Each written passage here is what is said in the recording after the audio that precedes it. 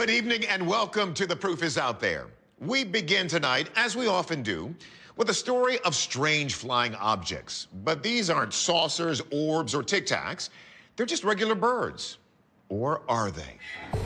It's February 2022 in Chihuahua, Mexico.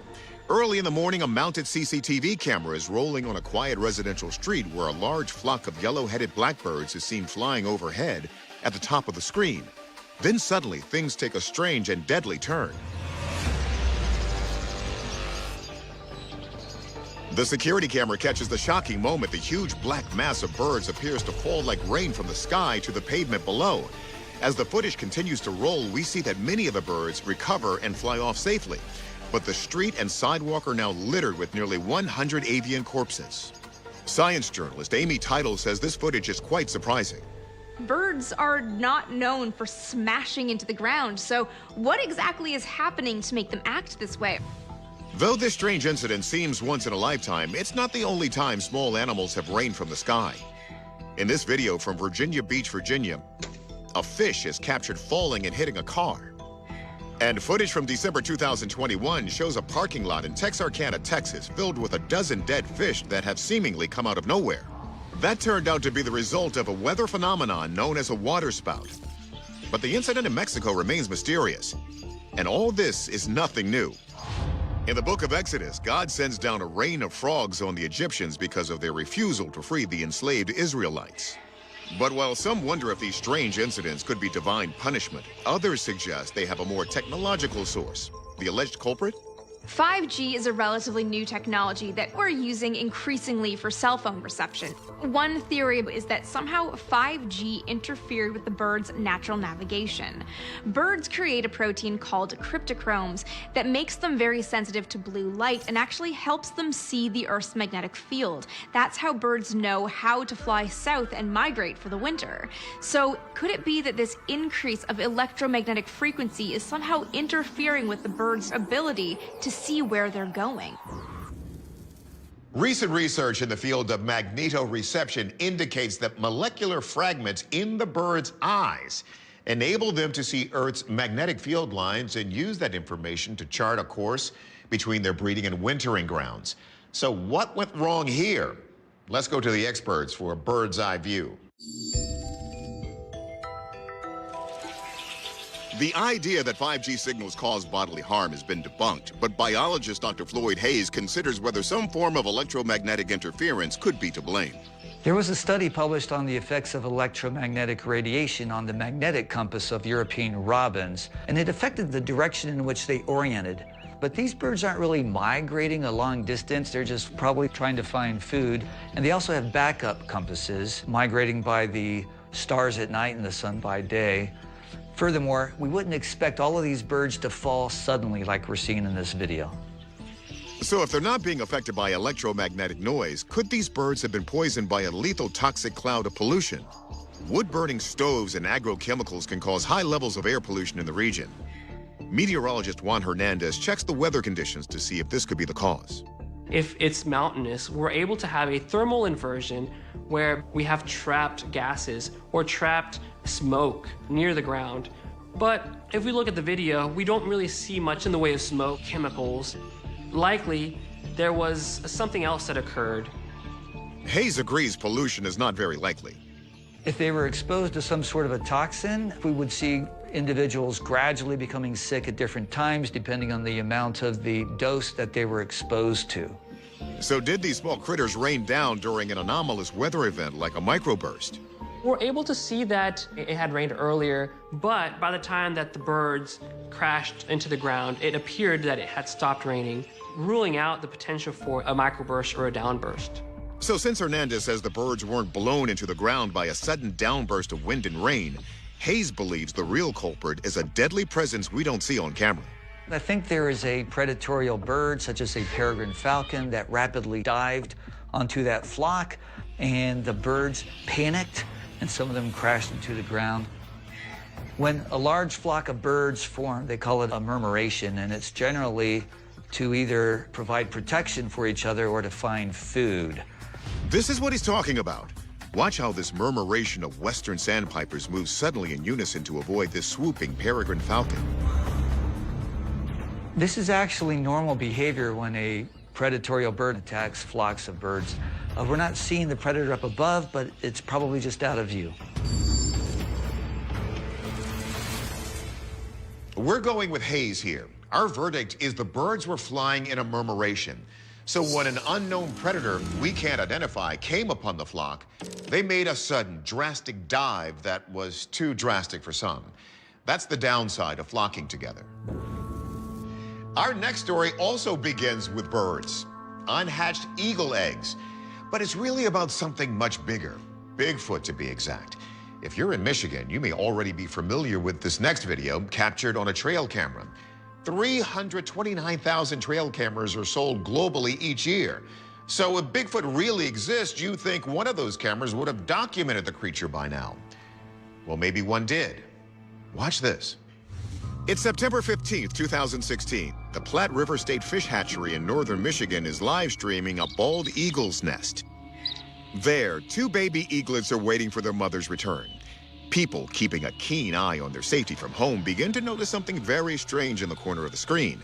The video shows some sort of unidentified creature roaming around the base of the nest. It looks like the beast is foraging back and forth beneath the trees. The creature even turns its head up towards the eaglets. We've pushed in so you can get a closer look. It looks like a Sasquatch. Field researcher Cliff Barrickman, director of the National Bigfoot Museum, says this might just be the legendary beast. Michigan has a long history of Bigfoot reports, and that history continues to the present day. This is good Bigfoot habitat that's well established. It's near a fish hatchery, and fish hatcheries have a lot of fish stacking up underneath it. That's easy prey, not just for those eagles, but for Sasquatches. The Platte River State Fish Hatchery is located in Beulah, Michigan, with a population around 342. This small town is not the most remote place in Michigan, but it is not far from the Sleeping Bear Dunes National Lakeshore, where the forested terrain could be an ideal habitat for Bigfoot. The state is also rich with shallow rivers, which would serve as an optimal feeding grounds for these creatures. So what might a Bigfoot be doing here? Could it be that that is a Sasquatch and they wanted to exploit the nest for a food resource? I have personally taken several Sasquatch sighting reports of them in trees or jumping down out of trees. Now, they're certainly up there for a reason, and most likely that's food. Human ancestors exploited eggs and nests for food. Why wouldn't a Sasquatch? I mean, Sasquatches are apes. They're made for climbing. In fact, in 2020, a researcher in New York's Hudson Valley reported an account of a Bigfoot jumping into a tree and then swinging from tree to tree, grabbing branches with its arms like Tarzan. So Sasquatch sightings in trees aren't uncommon. But Bigfoot isn't the only creature reported to be hiding in Michigan's Upper Peninsula. The area may also be home to a mysterious creature known as the Dogman. The Michigan Dogman is a folklore figure described as a bipedal canine, roughly 7 feet in height, who walks like a human and lets loose a blood-curdling howl. It was supposedly spotted in Wexford County, Michigan in 1887. I have a very good Navajo friend that told me that Dogman is just the northern tribal version of the Skinwalker. Who knows what to think about the Dogman? But the phenomenon is real. More than 3 million people have watched this video trying to figure out what the creature lurking on the ground is and why he is looking up towards the hatchlings. Let's see if our experts can make heads or tails of this. Wildlife biologist Dr. Stephanie Shuttler explores whether this creature matches the alleged anatomy of the famed Bigfoot, a creature believed to stand between 8 and 10 feet tall. Based on the way this being moves, it doesn't match up with any primate that I know of. When I think of gorillas, it doesn't look like this. It doesn't seem abnormally large. It just seems like human size. It seems to have regular arms too. Bigfoot arms are supposed to be longer, like gorillas and chimpanzees. I don't think there's anything here to suggest that it is Bigfoot. The average height of a man in the U.S. is 5 feet 9. If this isn't a Bigfoot, could it be the smaller, famed Dogman of Michigan? Anthropologist Kathy Strain takes a closer look. Michigan is well known for the Dogman. There was a series of sightings. Dogman, though, has a canine head. He walks like a man, but the upper appearance is that of a dog. And what you can see of the video, even though it's a dark bipedal creature walking through, what you don't see is ears, you don't see a big snout, you don't see anything that's characteristic of a Dogman. The creature isn't Bigfoot or Dogman, but Strain has a theory of what it could be. One of the most compelling pieces of this video is when the creature jumps up on top of a log and then playfully jumps off. That playing characteristic is more attuned to what a human would do.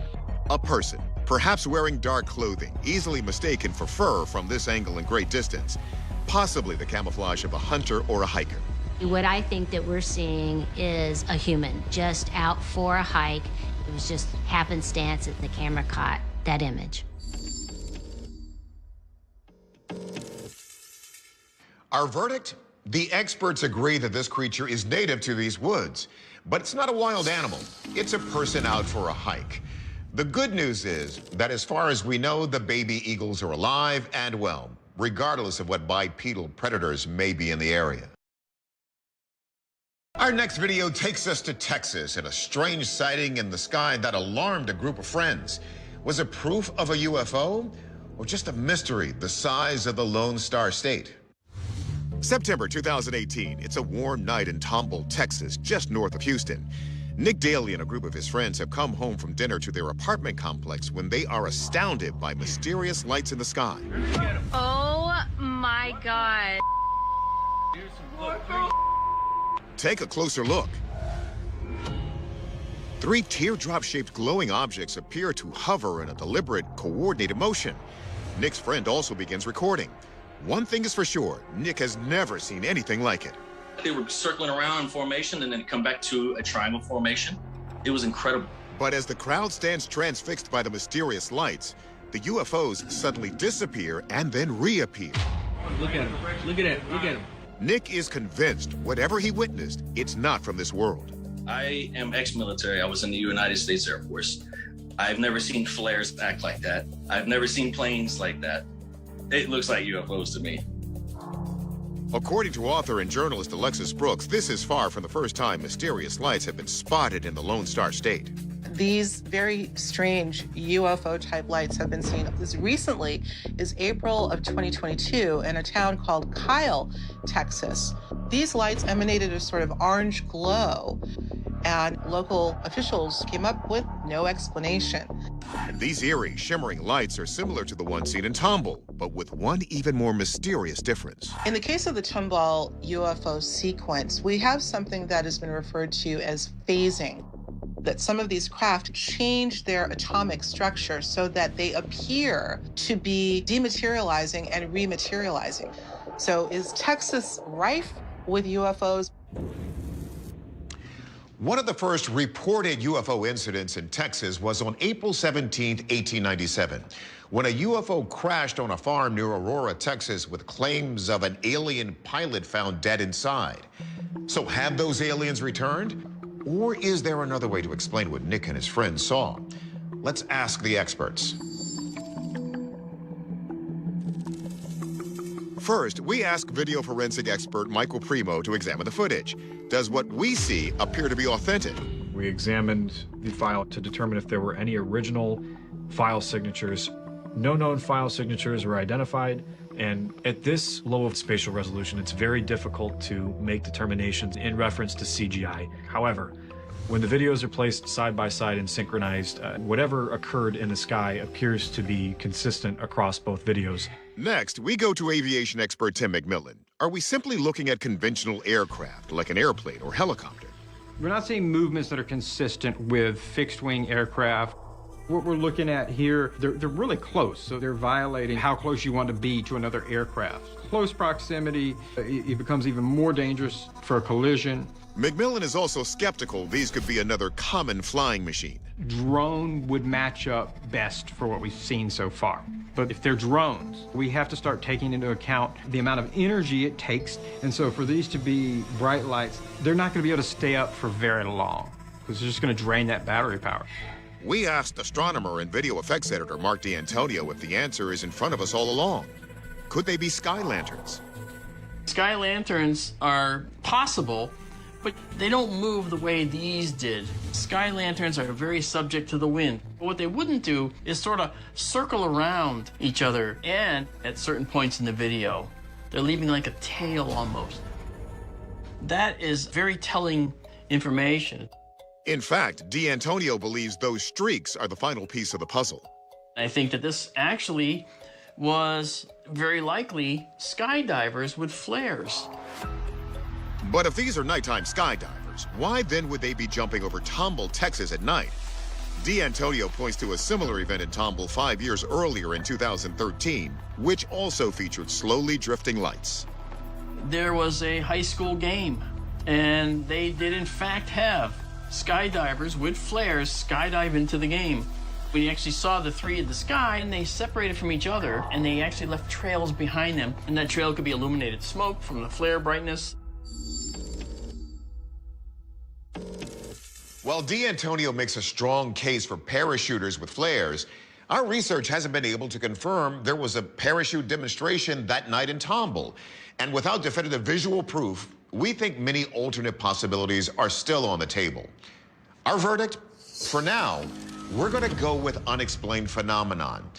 But if you're in Texas, be sure to keep looking up and send us what you see.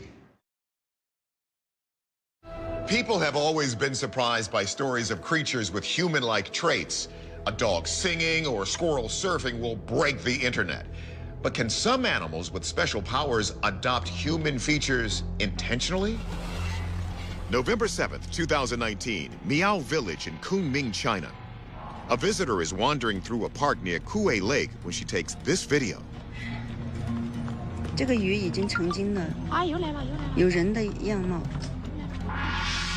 The footage shows a fish, but there's something more here.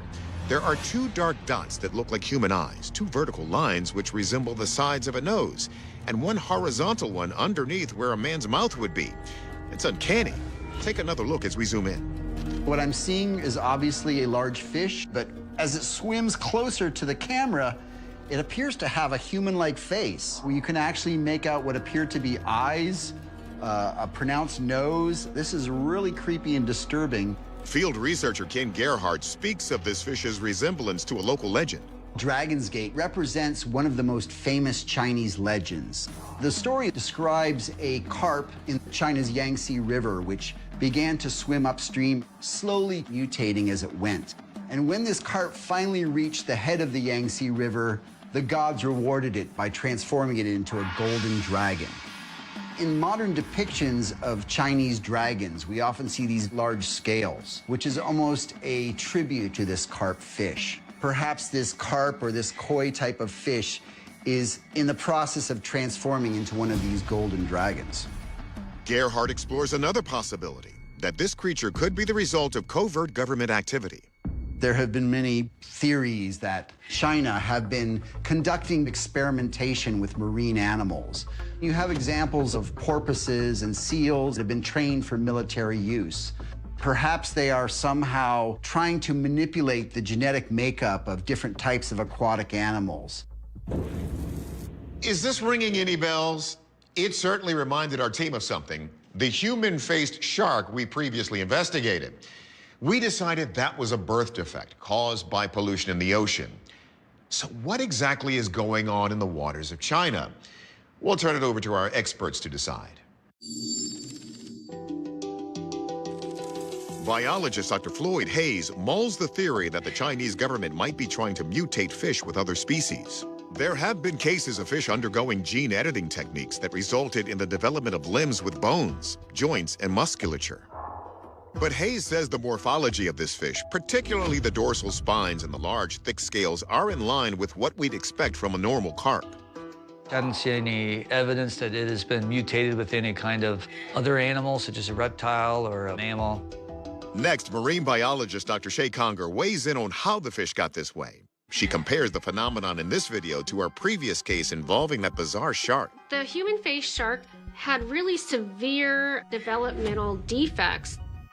What I see here doesn't seem to have any structural issues. Because fish hatch from eggs, it really is survival of the fittest. And for an animal to get this size, it would have to be very healthy. And what we see here are really distinct markings, but I don't see anything biologically wrong with this fish.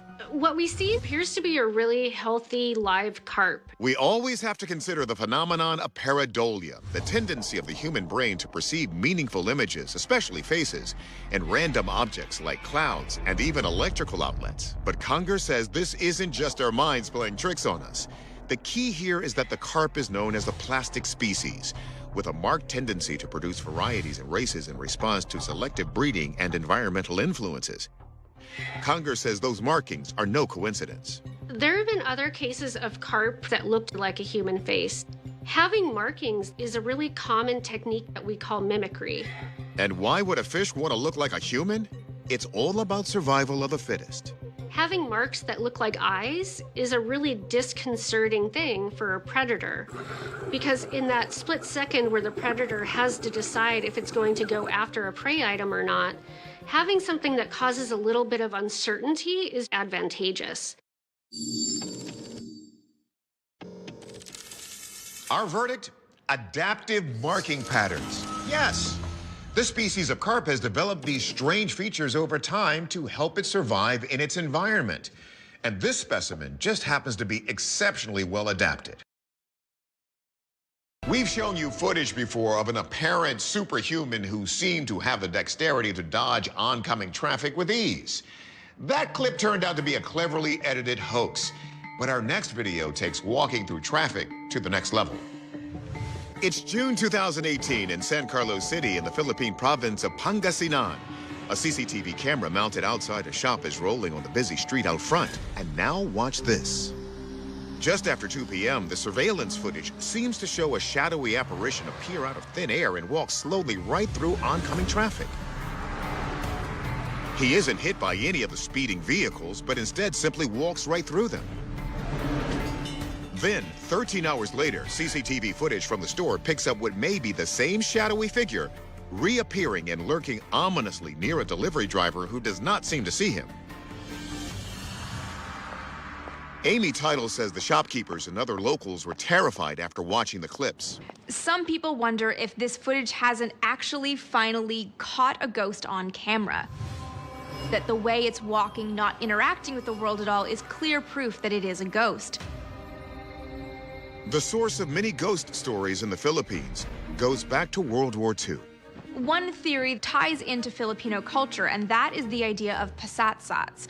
Pasatsats are the ghosts of people who were killed during the Japanese occupation, people whose family or loved ones were too poor to bury them in proper graves.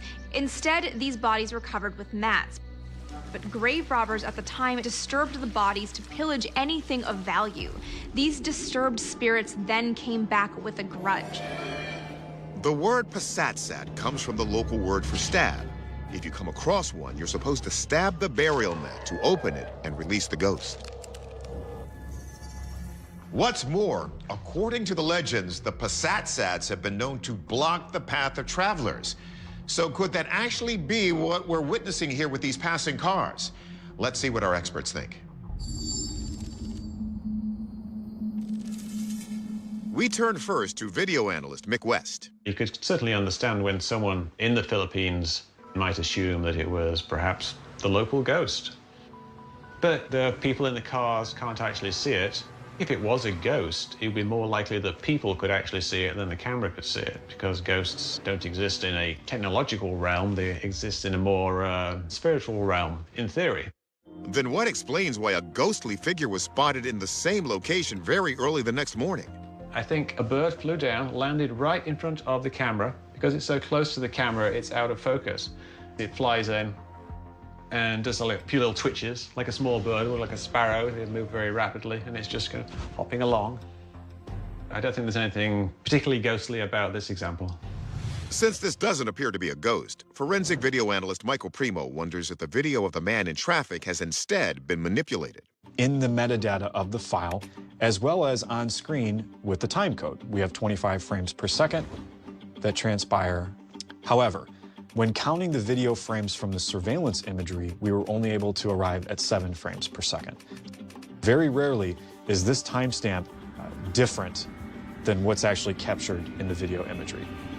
So based on frame timing analysis, did a sufficient amount of evidence for me to opine that this video is manufactured. So since this video is most likely edited, West explains how someone could do it easily. So they take one video of the street scene. Then they need to add the ghost. So they just need some footage that looks like somebody crossing the road. And then you blend the two. Perhaps run that through some other software to blur it. Then add on top of that the timestamp in the corner to make it look like it's some kind of security camera.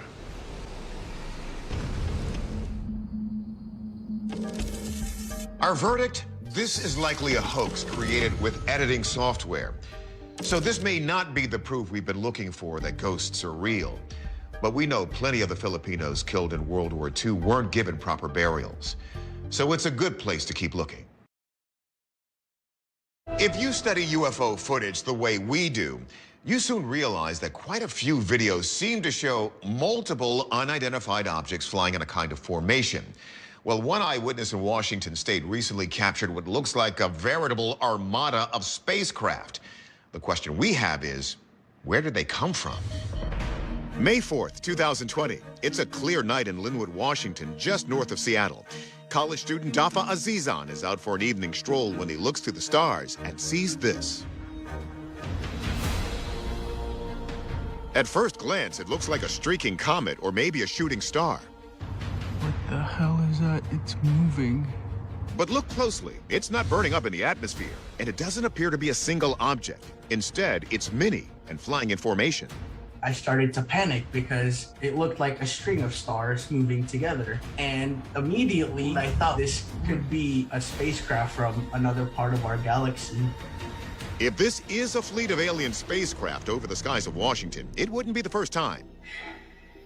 In fact, journalist MJ Benaya says this area is home to one of the most historic UFO sightings of all time. In 1947, Kenneth Arnold was flying over Mount Rainier in Washington, and he reported 9 sort of like boomerang-shaped objects flying through the mountains. It was splashed across newspapers, and it's the incident that allowed journalists to coin the term flying saucer.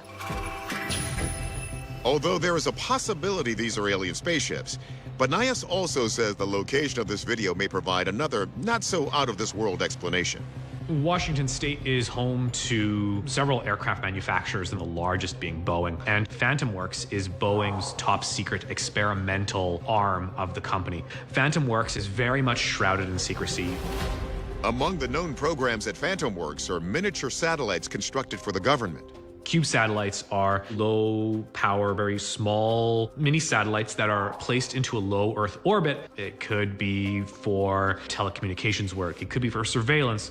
We don't really know. But CubeSat technology is pretty new, and they often work together as a sort of swarm or a collective. Did this gentleman record it on video? That remains to be seen. So what do we have here? Aliens?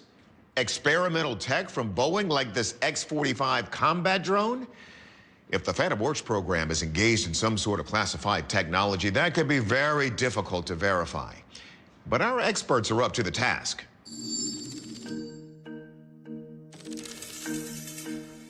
Aviation expert Tim McMillan starts us off.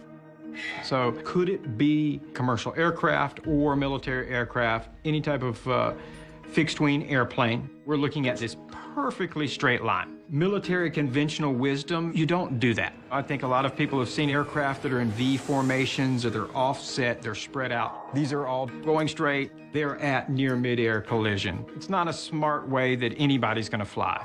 If these aren't aircraft, could they be drones? And not just any drones. One of the latest weapons in military use are loitering munitions, otherwise known as suicide or kamikaze drones.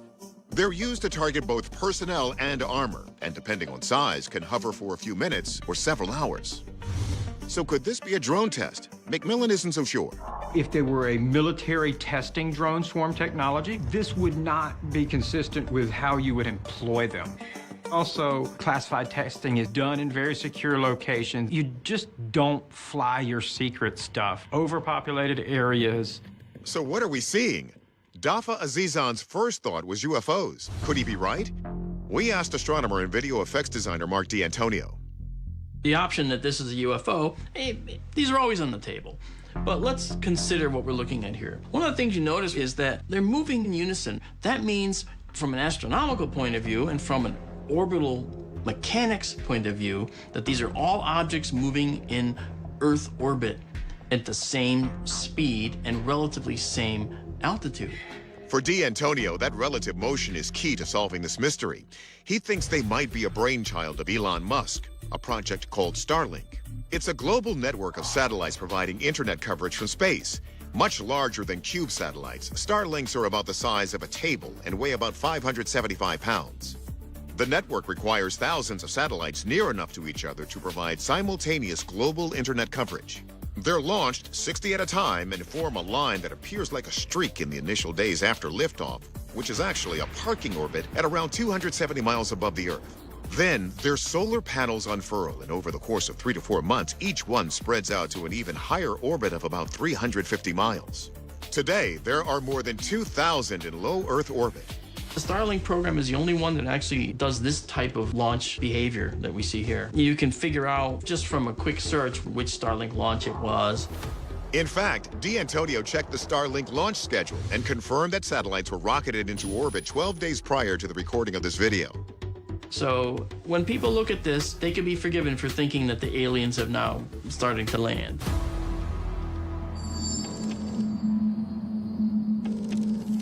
Our verdict, Starlink satellites. But while these orbiting objects don't represent an alien menace, they might be a threat nevertheless. Astronomers have raised concerns about their effect on ground-based astronomy and how the satellites will add to an already congested orbital environment. Humans have been carving and drawing on rocks for tens of thousands of years, but we've never seen anything quite as precise as this next formation. Maybe it's a monument, maybe it's a message, and it's definitely a mystery. It's October 2021 near the Taima Oasis in northwest Saudi Arabia. Photographer Satish Javili is trekking through the remote desert area to document a magnificent sight. His shots show a monumental rock formation in the shape of a rounded rectangle. It appears to be a monadnock, which is an isolated mass of stone. The 18 by 27-foot ochre-colored slab is covered in prehistoric petroglyphs of horses, camels, and hunters, shown in stark relief and detail. But these 4,000-year-old drawings are not the most notable feature of this formation. That honor is reserved for a perfectly precise crevice that divides the rock in two. The crack is so straight and exact that it seems impossible it could be natural or even man-made without the most advanced precision tools. What's even more remarkable is that each half is balanced precariously on a pedestal, yet the formation remains standing after millennia. Satish says he's never seen anything quite like it. It is simply mind-blowing, the way the rock has been split. The archaeological specialists have gone there, but nobody has come out with the right answer. The large, solid boulder looks as though it was split in half with the aid of a precision laser. It's hard to believe this perfect crack down the middle could have been accidental. So there are a couple of things I want to show you with the Al Nazla rock. First of all, this pedestal right here. This pedestal right here. Built for monuments to rest on, right? Take a look at the line down the center. How does this happen? If you had a stone saw, could you cut the stone that perfectly? Again, there are petroglyphs all through this rock. This rock was created hundreds of thousands of years ago, and it has certainly spawned wild and amazing stories. Journalist Eric Grunhauser says one theory is that the people who drew the glyphs 4,000 years ago also split the rock. But did they have advanced enough technology at that time? The ancient cultures of the area were working with much more rudimentary tools than one would expect to be able to create something with such precision. It's almost as if someone would have had to have had a laser or some sort of highly precision saw to create this sort of break. There was a nomadic people roaming the Arabian desert a few centuries later who were known for their engineering skill. It could have been created possibly by the Nabatean people, same culture that created the Petra site in Jordan, whose knowledge and expertise would have possibly been advanced enough to create something with such precision as we see in the Al Nazla formation.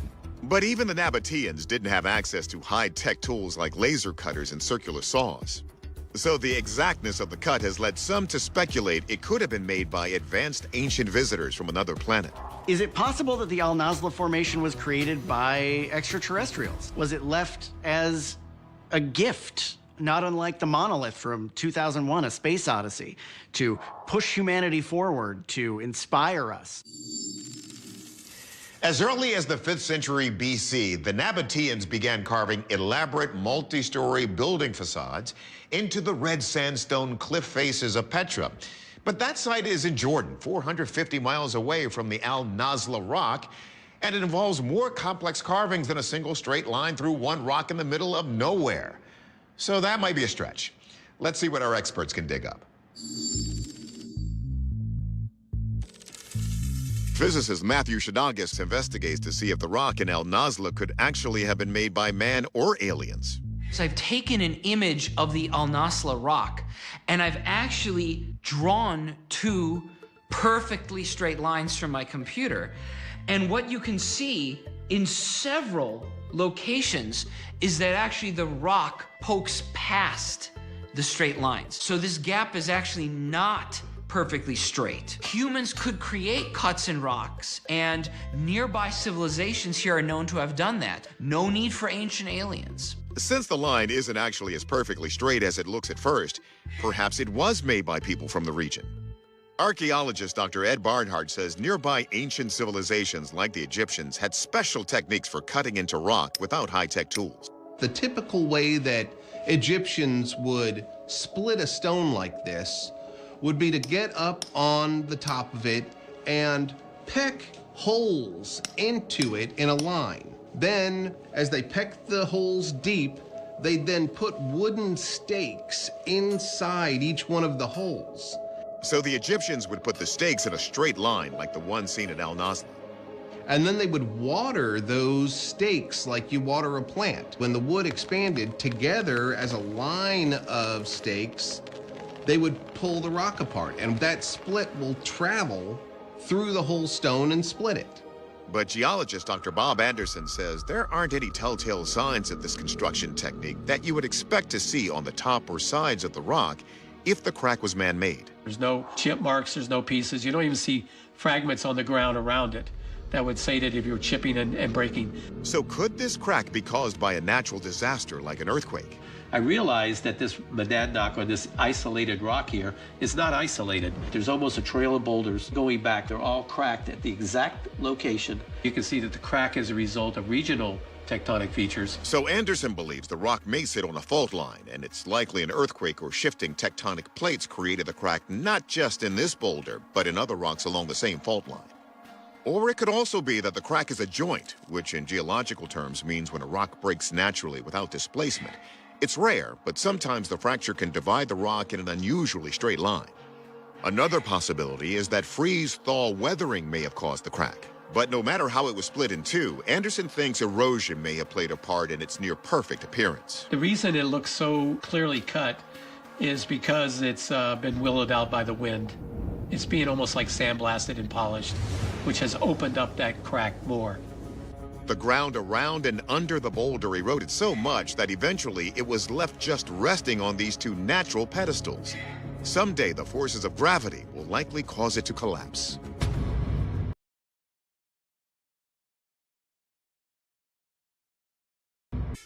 The Al Nazla rock has baffled scientists for centuries, but we think we finally found the true answer. Our verdict: tectonic activity created a... The first time the image appeared on my screen, it was framed by the familiar blue and black graphics of The Proof Is Out There, that half-scientific, half-seductive television ritual that pretends to be calm while quietly daring you to believe. And the photograph itself was deceptively mundane at a glance. An eagle's nest perched high on a dead pine, snow clinging to the branches like old lint. The kind of wildlife camera shot that normally dissolves into the background noise of documentaries. Except that this one refused to settle, because behind the nest, slightly out of focus yet disturbingly upright, there was a shape that didn't belong to wind or bark or shadow, a dark vertical interruption that seemed to lean into the frame as if aware of the camera, as if timing itself perfectly, and the narrator's voice, measured, confident, never mocking. Ask the question the show always asks, not whether it was Bigfoot, but whether it could be explained, and that distinction mattered more than people like to admit, because explanation is the polite cousin of belief, the one you can invite to dinner without offending your skeptical friends. And as I watched the episode again, pausing, rewinding, squinting like a detective who already knows the crime but not the motive, I realized that the photograph was less interesting as evidence than as a story, a collision of symbols. The American eagle's nest and the oldest wild man myth in North America colliding in a single accidental frame, a photobomb not by a teenager pulling a face, but by a cultural ghost stepping briefly into digital light. And as the experts on the show debated parallax, depth of field, camera traps, hoaxes, and pareidolia, I kept thinking about the person who placed the camera there in the first place, the anonymous wildlife biologist whose hands were never shown, whose voice was paraphrased, whose intention was purely avian. Because this is where the story truly begins, not in the image itself, but in the intention that preceded it, the human desire to observe without being seen, a desire that Bigfoot stories have always punished with irony, because Bigfoot, if nothing else, is the myth of being observed by the thing you thought you were observing, and that reversal, subtle but devastating, is what gives the photograph its power, because it doesn't show a monster charging or roaring or performing. It shows a figure standing still, possibly watching an eagle, possibly watching us, possibly watching nothing at all. And the stillness is what unsettles, because stillness implies patience, and patience implies time, and time implies survival, and survival implies a lineage long enough to outlast our disbelief. And as the show's host calmly suggested that the figure could be a hiker, or a hunter, or a tree trunk misread by the human brain desperate for narrative, I felt the familiar tension between the show's promise and its restraint, because the proof is out there never tells you what to think. It tells you how thinking breaks down under pressure, how certainty erodes when confronted with ambiguity framed by high-definition pixels and expert disagreement, and that erosion is where imagination leaks in, filling the cracks with fur and folklore. And I remembered watching the episode late at night, volume low, window open, the city humming outside like a reminder that wilderness is now something we watch on screens, curated, edited, narrated, and that Bigfoot, in this context, is less a creature than a protest, an objection filed by the unknown against our obsession with total visibility, because if something can still hide in a world of drones, satellites, and trail cams, then maybe our maps are lies we tell ourselves to sleep better, and the eagle's nest, symbol of dominance and clarity, becomes ironic here, because eagles see everything from above, yet even they might share their tree with something unseen. And as the episode replayed expert testimony from a primatologist explaining why a large bipedal ape could theoretically survive in remote forests, followed immediately by a visual effects analyst demonstrating how easy it would be to fake such an image, I felt the show performing its ritual balancing act, giving believers enough oxygen to breathe without letting the fire spread. And that balance is why the series works, because it doesn't ridicule the question. It interrogates it, and interrogation is inherently dramatic, a slow tightening of logic around an image that resists confession. And I found myself less interested in whether Bigfoot was real than in why we wanted him to be caught accidentally, why the idea of a deliberate reveal feels wrong, staged, fake, while an accidental photobomb feels honest, pure, as if truth must always arrive uninvited to be trusted. And this preference says something uncomfortable about us, about our suspicion of intention and our faith in randomness, as if meaning is only acceptable when it pretends not to exist. And the eagle's nest photograph fits this perfectly, because no one was looking for Bigfoot, which makes Bigfoot's presence feel more authentic, more insulting to our control. And as the show ended without resolution, as it always does, rating the claim somewhere between unexplained and likely misidentified, I felt that peculiar dissatisfaction that keeps viewers coming back. The sense that the real story was left untouched, hovering just outside the frame like the figure itself, because what the proof is out there rarely addresses directly is the emotional archaeology beneath these images, the way each blurry shape taps into a collective memory older than cameras, older than America, a memory of forests as places with agency, places that watch back. And in that sense, the eagle's nest becomes a stage, the forest a theater, and the photograph a single frozen line of dialogue spoken by something we're not sure exists, but desperately hope does not. Because we want to be scared, but because we want to be surprised again in a world that increasingly explains itself before we've finished asking the question, and Bigfoot, standing behind an eagle's nest like an awkward guest in a family portrait, becomes a reminder that not all witnesses testify willingly, that some truths, if they exist, prefer to remain peripheral, half-seen, debated endlessly on shows like this one, feeding an industry of skepticism and belief that mirrors our own divided minds. And as I turned off the screen that night, the image lingered not as evidence, but as a provocation, a dare issued quietly from the edge of the frame, asking not, "Do you believe?" but what would it mean if you were wrong either way? And that question, more than any footprint or hair sample, is the real proof that something is still out there, because it refuses to settle, it refuses to end, it follows you out of the forest and into the glow of your living room, reminding you that the unknown doesn't need to roar to be heard. Sometimes it just needs to stand still long enough for an eagle to ignore it and a camera to blink. The longer I sat with the eagle's nest photograph, the more it began to feel less like an isolated anomaly and more like a doorway, the kind that creaks open only after you stop pushing, and the proof is out there understands this instinctively, structuring its episodes not as answers, but as corridors, each claim leading to another question, each image demanding context the way a confession demands motive, and in the case of Bigfoot Photobombs' Eagle's Nest, the camera itself became the quiet protagonist, an object designed for passive witnessing that suddenly felt implicated, almost complicit, because trail cameras are born from a particular human arrogance, the belief that by leaving our mechanical eyes behind we can harvest truth without presence, that absence guarantees honesty, yet the entire mythology of Bigfoot revolves around punishing exactly that assumption, suggesting that the forest knows when it is being watched, that something ancient recognizes the unnatural stillness of a camera lens the way animals recognize a trap,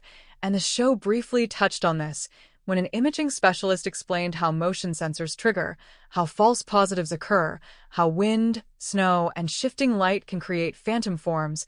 But what lingered for me was not the technical breakdown, but the philosophical irony that the camera, placed to observe eagles, may have become the observed object itself, its presence noted by something curious enough, cautious enough, or indifferent enough to step into its field of view without revealing intent.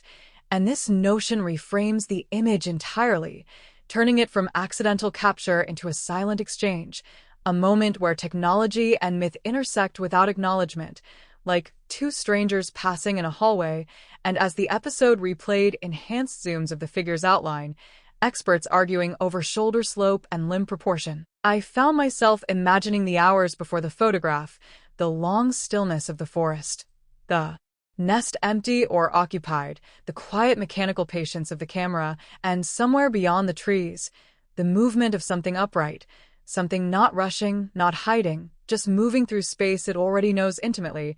And this is where the proof is out there excels as a modern campfire, because it invites viewers to perform this imaginative labor while pretending to discourage it, presenting skepticism as a shield while quietly handing you the flint.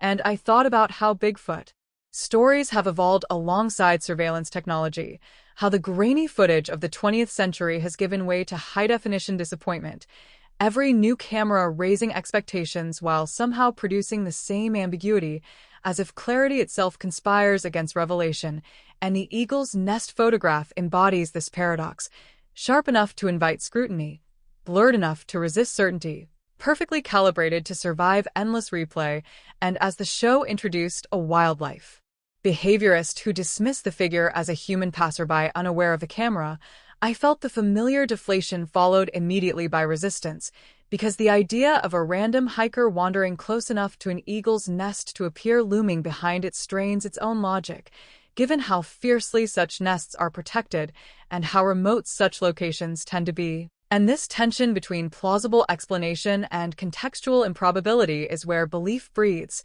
because skepticism often addresses form while ignoring circumstance, focusing on what something looks like without asking why it would be there at all, and the proof is out there never resolves this fully, instead cutting between expert certainty and environmental contradiction, allowing the image to remain suspended, unresolved, like a chord that never resolves to a key, and I began to see the photograph as less about Bigfoot specifically and more about intrusion, about boundaries crossed quietly, because an eagle's nest is a sanctuary, a symbol of dominance and isolation, and the presence of another upright figure nearby, whether human or not, introduces a subtle violation, reminder that even apex symbols exist within larger, uncontrollable systems, and the show's calm narration masks this discomfort, framing it as curiosity rather than trespass, but the unease leaks through the screen anyway, especially when the episode juxtaposes the image with historical Bigfoot sightings in similar regions, a montage that subtly primes the viewer without declaring intent, creating a lineage of near misses and half glimpses that suggest pattern without proof. And this is where personal memory creeps in, because anyone who has spent time in dense forest knows the feeling of being watched without evidence, the sensation that precedes sound, the shift in air that alerts the body before the mind can rationalize it. And Bigfoot folklore thrives on this pre-rational awareness, exploiting the gap between perception and explanation. And as I watched the show dissect the photograph frame by frame, I realized that the most unsettling aspect was not the figure's shape, but its apparent indifference, the way it neither approaches nor flees, occupying space casually, like it belongs there more than we do. And this casual presence undermines the usual predator-prey dynamic, suggesting not threat but coexistence, a possibility far more destabilizing, because it implies that something could live alongside us unnoticed. Not because it hides perfectly, but because we don't know how to look for it without instruments, and instruments, as the show repeatedly demonstrates, are only as honest as our interpretation. And this loops back to the camera again, that silent witness whose limitations become metaphors for our own, because cameras flatten depth, strip context, freeze moments that were never meant to stand alone. And the eagle's nest photograph suffers from this isolation, severed from sound, smell, movement, and time, reduced to a rectangle that must carry the weight of an entire hypothesis, and yet it does, stubbornly, because something about the composition refuses dismissal, the alignment of elements too perfect to ignore, too imperfect to trust. And as the episode concluded its analysis with a familiar verdict hovering between misidentification and unexplained, I felt the quiet frustration that fuels the series, the sense that proof is always almost there, always one frame away, one clearer angle, one missing variable, and this perpetual almost becomes addictive, a promise that keeps viewers tuning in, not for answers, but for permission to doubt their doubt. And the eagle's nest, now etched into my memory, began to feel less like a location and more like a threshold, a place where symbols collide and stories leak through, because eagles represent vision, dominance, and clarity, while Bigfoot represents obscurity, marginality, and persistence, and placing them together in a single frame creates a contradiction the mind can't easily resolve, forcing it to oscillate between belief and disbelief. And this oscillation is the true engine of The Proof Is Out There, a show that understands modern myth doesn't need confirmation to survive. It needs tension, the kind that hums quietly after the screen goes dark, following you into sleep, into thought, into that uneasy space where you replay the image one more time, zooming in, zooming out, asking not what it is, but why it feels like it's waiting. And perhaps that is the most unsettling possibility of all, that whatever stood behind that eagle's nest wasn't surprised by the camera, wasn't exposed by it, but simply passed through its gaze the way it has passed through human stories for centuries, leaving just enough behind to keep us arguing, watching, and wondering, because uncertainty, once introduced, rarely leaves quietly. It takes up residence, nesting in the mind like the eagle itself, protected, elevated, and forever just out of reach. What The Proof Is Out There does so deftly, especially in episodes like the one anchored by the eagle's nest photograph, is transform expertise into a kind of theater, a carefully choreographed performance where certainty is worn like a costume that can be changed between scenes. And as I revisited the segment again, I became increasingly aware that the real drama wasn't in the image itself, but in the collision of voices summoned to interpret it, because the show assembles its experts the way a courtroom assembles witnesses, each arriving with credentials polished and arguments rehearsed, yet none granted final authority, and this deliberate fragmentation of truth mirrors the fragmented nature of the evidence, reinforcing the idea that modern mystery survives not by defeating science, but by outnumbering it, overwhelming any single explanation with a chorus of reasonable alternatives. And the Bigfoot photobomb behind the eagle's nest becomes a perfect prop in this production, because it sits at the intersection of disciplines, inviting analysis from wildlife biology, anthropology, optics, digital forensics, and folklore, none of which can fully claim it, and this ambiguity allows the show to pivot gracefully from one expert to the next, letting confidence rise and fall like a tide, and I found myself fascinated by how each expert framed the same pixels differently, not merely interpreting the image, but revealing their own assumptions about the world in the process, because a wildlife biologist sees territory, nesting behavior, and human intrusion, while a visual effects analyst sees depth compression, scale illusion, and digital manipulation, and an anthropologist, if invited, might see a continuation of wildman archetypes that stretch back to prehistory, and the proof is out there rarely privileges one lens over another, instead letting them coexist uneasily, which is precisely what keeps the mystery alive, because agreement would be the death of the story. And disagreement is its oxygen. And watching this unfold, I began to suspect that the show's true subject is not whether Bigfoot exists, but how modern culture negotiates uncertainty when armed with too much information and not enough meaning, because in an earlier era, a strange figure near an eagle's nest might have become a local legend, passed orally, shaped by fear and pride, but now it becomes content, packaged and dissected, its mystery preserved through moderation rather than amplification.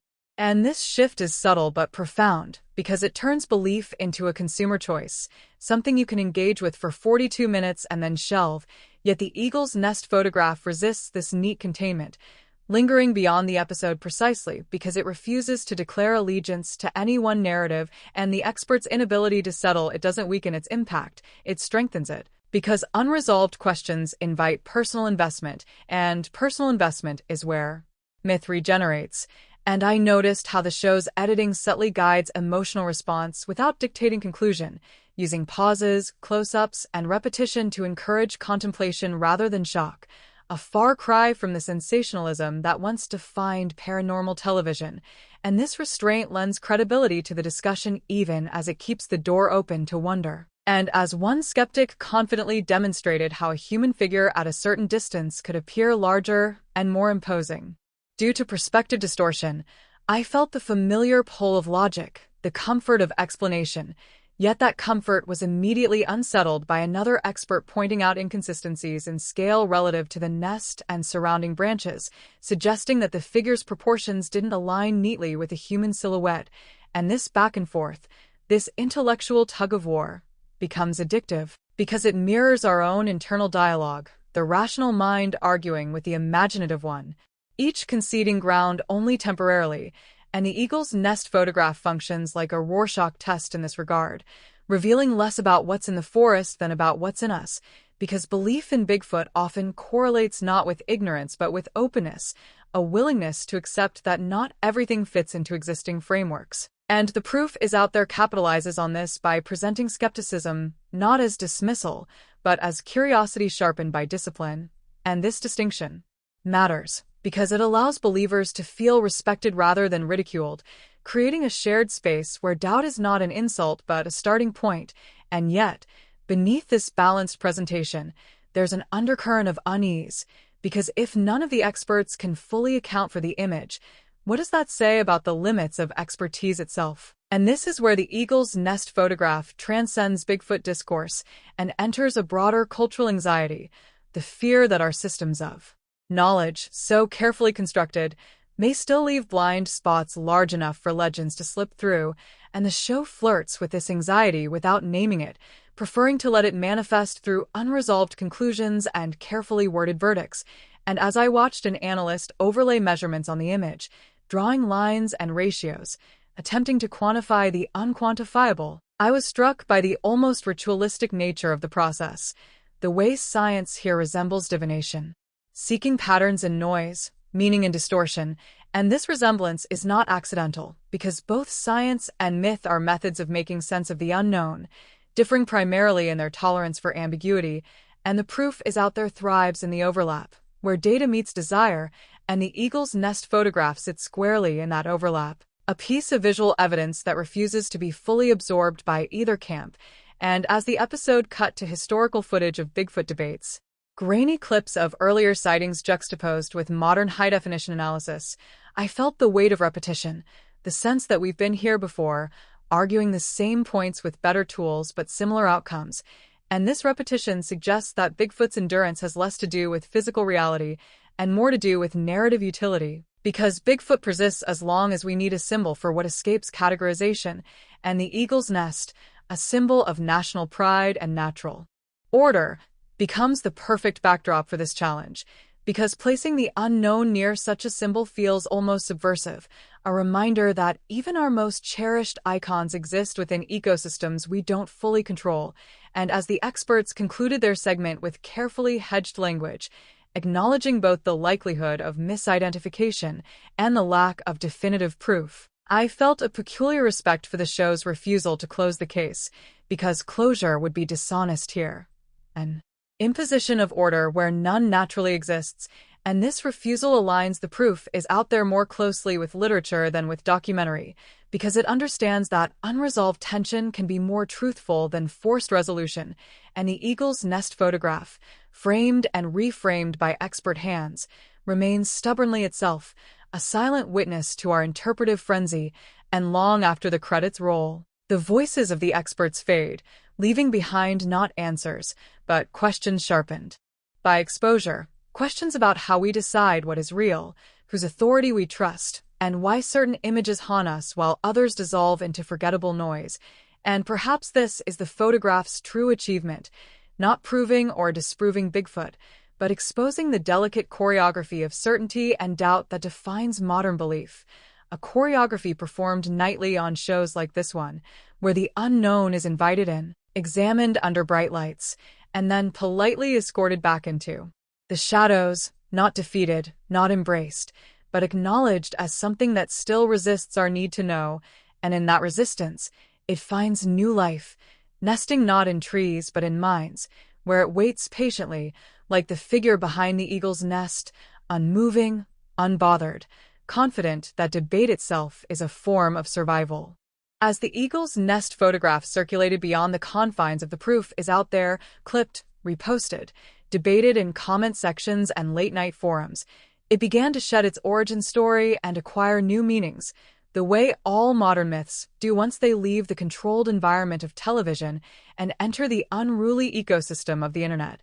And this migration is crucial, because folklore today no longer travels by word of mouth alone.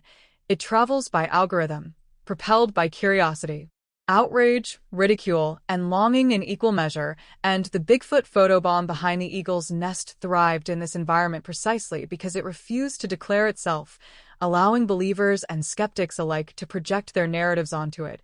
And watching this unfold, I realized that the proof is out there functions not just as an investigative series, but as a kind of myth incubator, a place where raw anomalies are gently warmed, contextualized, and then released into the wild of public discourse, where they evolve independently, sometimes mutating beyond recognition, and the eagle's nest image became a case study in how folklore adapts to high-definition reality, because unlike older Bigfoot tales anchored in oral tradition or blurry film, this one existed in sharp enough detail to invite forensic scrutiny, yet remained ambiguous enough to resist closure, creating a perfect storm of engagement. And as I scrolled through reactions, I saw the familiar patterns emerge: users overlaying outlines, drawing comparisons to known Bigfoot frames, others mocking the entire premise with memes and jokes, reducing the figure to a wandering tourist or a misbehaving tree. And this spectrum of response revealed something important: that modern folklore doesn't demand reverence, it demands participation, and ridicule is as much a form of participation as belief, because both keep the story alive. And the proof is out there implicitly understands this, presenting its material in a tone that invites debate rather than devotion, and the eagle's nest photograph, stripped of narration and expert commentary, became even more potent because, without authoritative framing, it reverted to pure suggestion, a Rorschach blot for the digital age. And I began to think about how Bigfoot itself has always been a malleable figure, shifting form to suit cultural anxieties. From a fearsome forest monster to a gentle giant, from a symbol of untamed wilderness to a critique of environmental destruction. And now, in the age of surveillance and data saturation, Bigfoot becomes a glitch, an error in the system, proof that even with our cameras everywhere, something can still slip through unnoticed, and the eagle's nest image embodies this perfectly, because it wasn't captured by a human seeking fame or validation, it was captured incidentally, making it harder to dismiss as hoax while simultaneously depriving it of intent. And intent is what skeptics often rely on to debunk, because without motive, explanation becomes slippery, and this slipperiness feeds the folklore engine, allowing the story to be retold without fixed coordinates. And as I revisited the episode, I noticed how the proof is out there carefully avoids leaning into folkloric language, preferring scientific terminology and measured skepticism. Yet the very act of featuring Bigfoot stories places the show within a long tradition of myth-making, because selection itself is a form of endorsement, and by choosing to analyze the eagle's nest photograph, the show elevates it from curiosity to contender, granting it a legitimacy that older paranormal programs might have squandered with sensationalism, and this legitimacy is what allows folklore to coexist with science rather than compete with it, creating a hybrid narrative space where belief doesn't have to reject reason outright, it just has to suspend it temporarily. And this suspension is where imagination flourishes, and I found myself imagining the forest as it existed long before cameras, before experts, before episodes and verdicts, a place where stories served as maps, warnings, and explanations, and Bigfoot, in that context, was less an anomaly and more a boundary marker, delineating the known from the unknowable, and the eagle's nest, perched high and isolated, symbolizes mastery and overview. Yet the presence of something unknown nearby suggests that no vantage point is absolute, that even the highest nests exist within larger mysteries, and this tension between mastery and mystery is at the heart of the show's appeal, because the proof is out there caters to a modern audience that wants to believe without being fooled, to wonder without surrendering intellect, and the eagle's nest photograph becomes a compromise artifact, allowing viewers to entertain possibility while maintaining critical distance. And this balancing act mirrors our broader relationship with folklore in the digital age, where myths are no longer accepted wholesale but curated, dissected, and debated, yet somehow retain their emotional power, because emotion doesn't require certainty, it requires resonance, and the image resonates because it taps into something primal, the fear and fascination of being observed from the periphery, of sharing space with something that doesn't announce itself. And as the image continued to circulate, I noticed how it began to accumulate secondary narratives, people claiming similar experiences, sightings near nests or remote areas, weaving their personal stories into the larger tapestry. And this is how folklore regenerates, not through proof, but through accumulation, each story reinforcing the plausibility of the next, creating a network of near misses and shared unease. And the proof is out there, by maintaining its skeptical tone, paradoxically legitimizes these narratives by acknowledging them without endorsing them, creating a safe space for speculation that doesn't demand belief, but doesn't ridicule it either. And this respect is rare in media portrayals of the paranormal, which often oscillate between credulity and contempt, and the eagle's nest photograph benefits from this respectful framing, emerging as a quiet icon rather than a sensational headline. And as I reflected on why this particular image lingered while countless others faded, I realized it was because it lacked drama, no motion blur, no aggressive posture, just presence, and presences harder to explain away, because it doesn't conform to our expectations of spectacle. And Bigfoot, standing calmly behind an eagle's nest, feels less like a monster and more like a neighbor glimpsed briefly through trees, and that familiarity unsettles more than overt threat, because it suggests proximity rather than distance, coexistence rather than confrontation, and this subtlety aligns with the show's ethos, which favors questions over conclusions. And as folklore adapts to high definition, it becomes quieter, less flamboyant, more insinuating, and the eagle's nest photograph exemplifies this evolution, offering a mystery that doesn't shout but whispers, inviting repeated viewing, prolonged debate, and personal interpretation. And in doing so, it demonstrates that folklore doesn't die under scrutiny.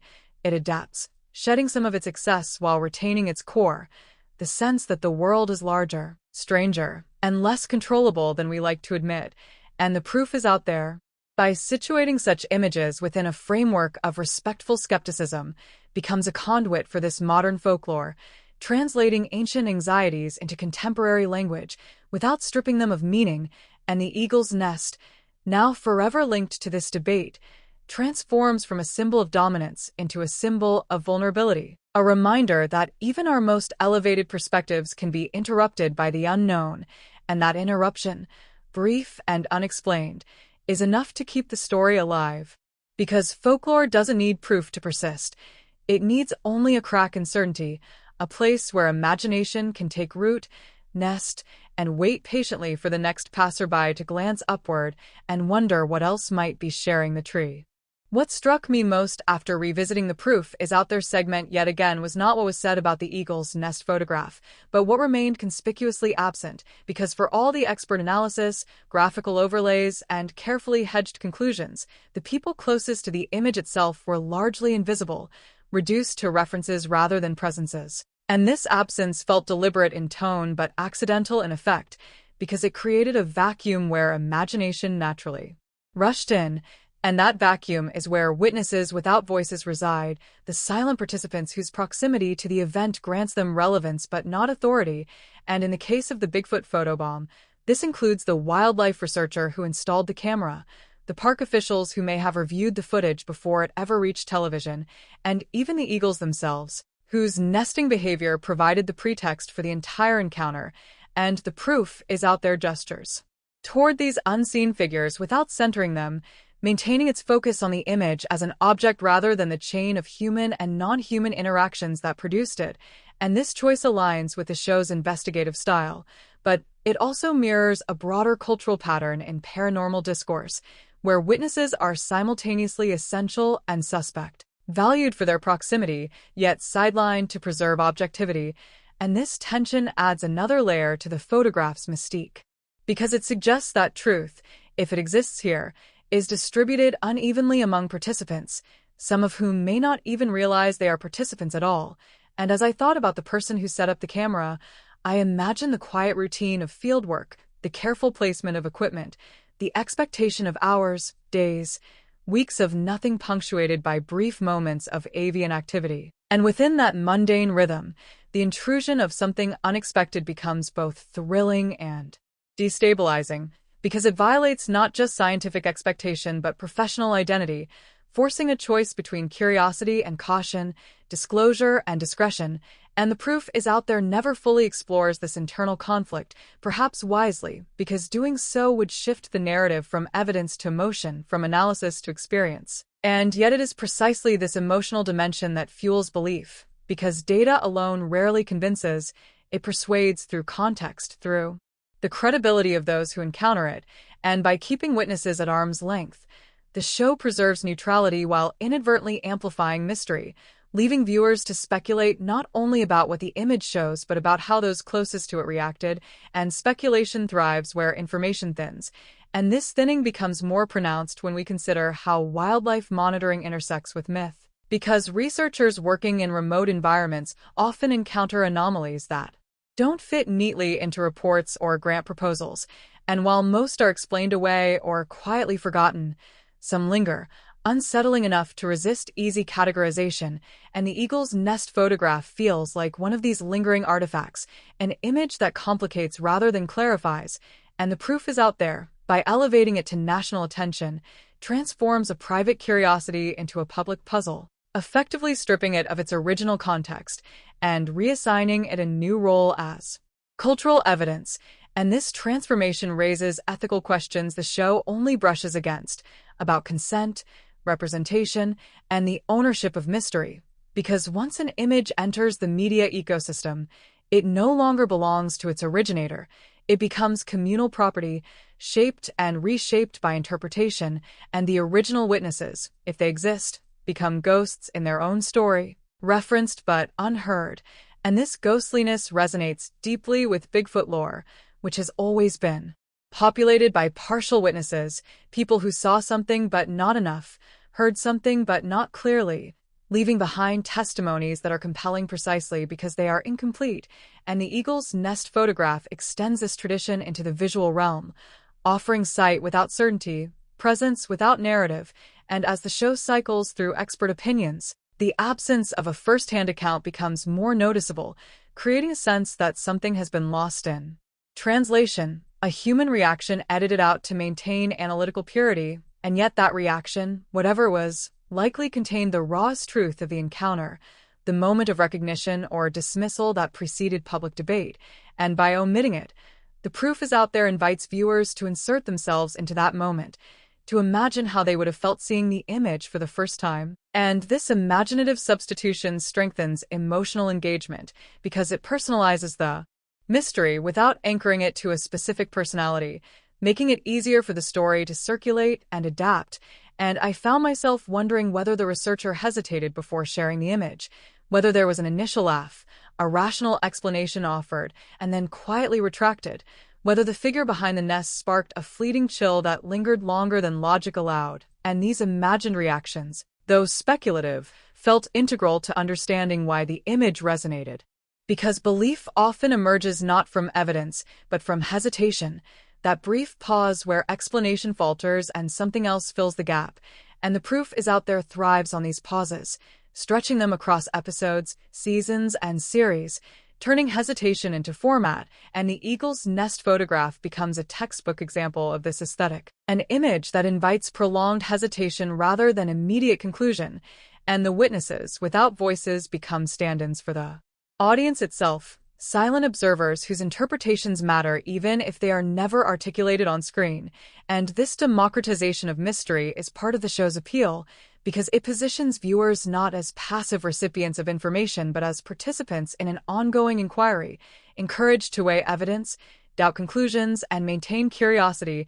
And yet this participation comes at a cost, because it can obscure the lived experiences of those closest to the phenomenon, reducing them to footnotes in a larger narrative. And this reduction mirrors how Bigfoot stories often prioritize the creature over the human context, focusing on footprints and images rather than the psychological impact of encounters.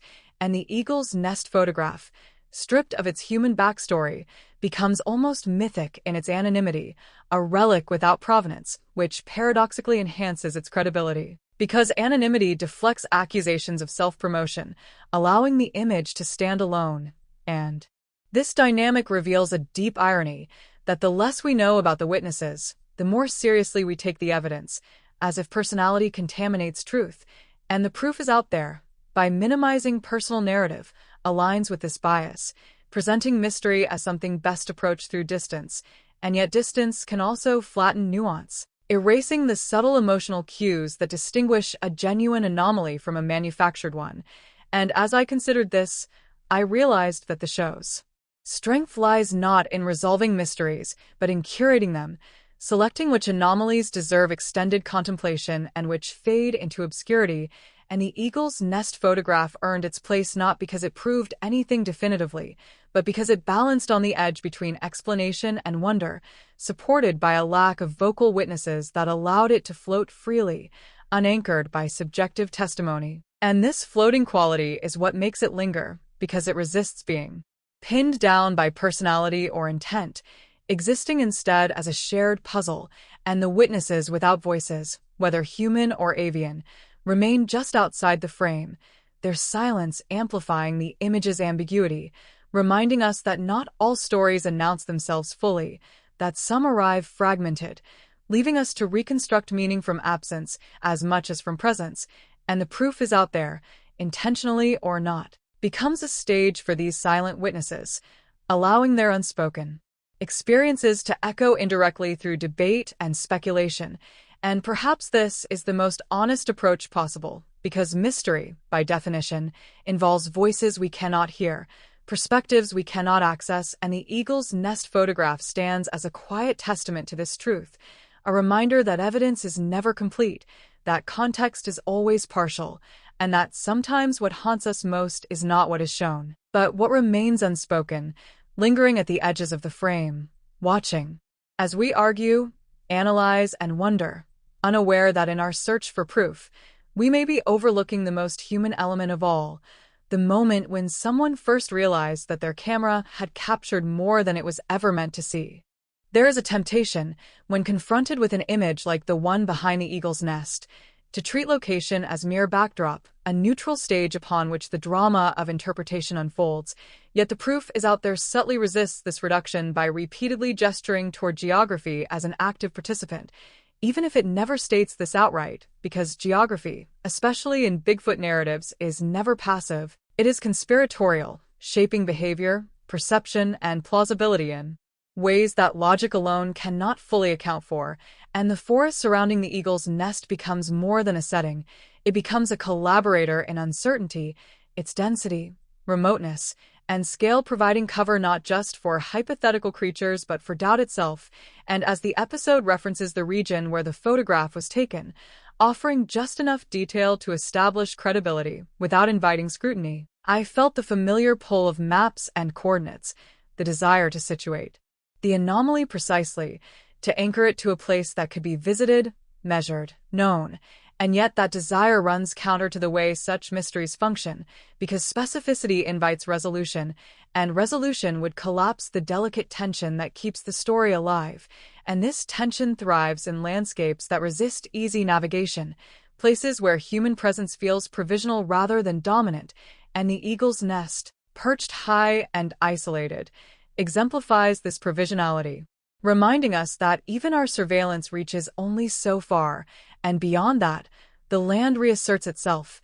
indifferent to our curiosity, and Bigfoot lore has always gravitated toward such spaces, dense forests, mountainous terrain, regions where weather and vegetation conspire to limit visibility and access, not because these places guarantee the existence of something unknown, but because they preserve the possibility of it, and possibility is the lifeblood of myth, and the proof is out there.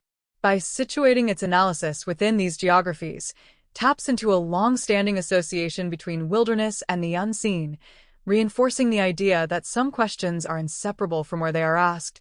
And as I thought about the eagle's nest photograph, I imagined the layers of space compressed into that single frame, foreground branches, the nest itself, the ambiguous figure behind it, and beyond that, miles of forest extending outward, a vastness that dwarfs the human impulse to catalog and explain, and this compression creates a visual metaphor for our relationship with the unknown, the way we flatten complexity into digestible images while ignoring the contextual immensity that gives those images meaning, and the show's experts, armed with measurements and comparisons, attempt to re-expand that compression, to reintroduce depth through analysis. Yet their efforts are inevitably limited by the frame itself, because geography cannot be fully reconstructed from a photograph. It must be experienced, and this gap between representation and reality is where Bigfoot thrives, occupying the space between what is shown and what is felt, and the proof is out there acknowledges this gap indirectly by referencing how remote the area is, how unlikely casual human traffic would be,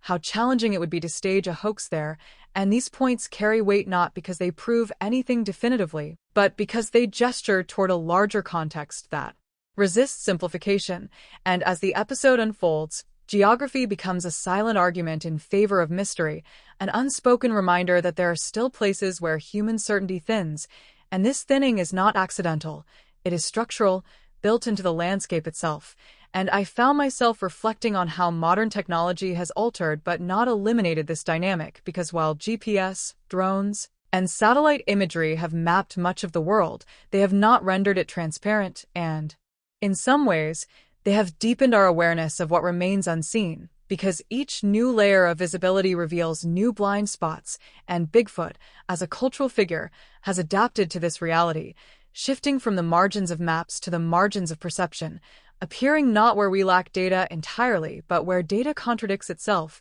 and the eagle's nest photograph embodies this shift. Existing at the intersection of mapped territory and perceptual ambiguity, a known place producing an unknown image. And this contradiction unsettles precisely because it undermines the assumption that knowledge accumulates linearly, that more information inevitably leads to clearer understanding, and the proof is out there thrives on such contradictions, presenting them not as failures, but as features of inquiry, and the geography of the unseen becomes a recurring motif, reinforced by other segments in the series that explore anomalies tied to specific locations, suggesting that place itself can generate questions that defy resolution, and this emphasis resonates with older traditions of folklore, where certain landscapes were believed to be liminal, thresholds between worlds, places where normal rules bent or broke, and while modern audiences may scoff at such notions, the persistence of location-based mysteries suggests that we still intuitively recognize the power of place to shape experience,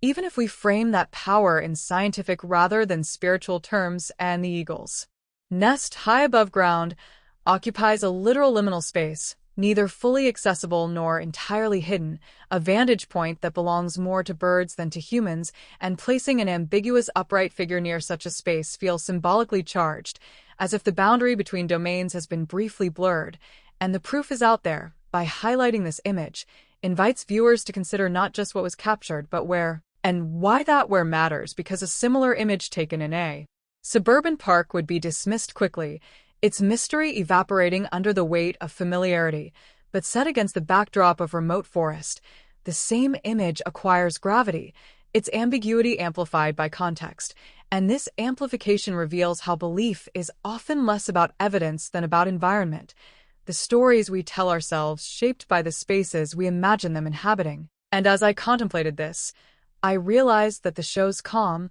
methodical tone serves to ground these stories, without stripping them of spatial resonance, allowing geography to speak quietly through implication rather than exposition, and the eagle's nest photograph, stripped of precise coordinates, becomes a stand-in for all such places, a symbolic wilderness where questions linger longer, and this symbolic function may be its greatest contribution to the series, because it reinforces the idea that mystery is not an anomaly to be eliminated but a feature of the world to be navigated thoughtfully, and navigation, unlike conquest, requires humility, an acknowledgement of limits, and the proof is out there embodies this humility by refusing to declare victory over the unknown, preferring to chart its contours instead, and the geography of the unseen, as revealed through this image, becomes less about hiding creatures and more about preserving uncertainty.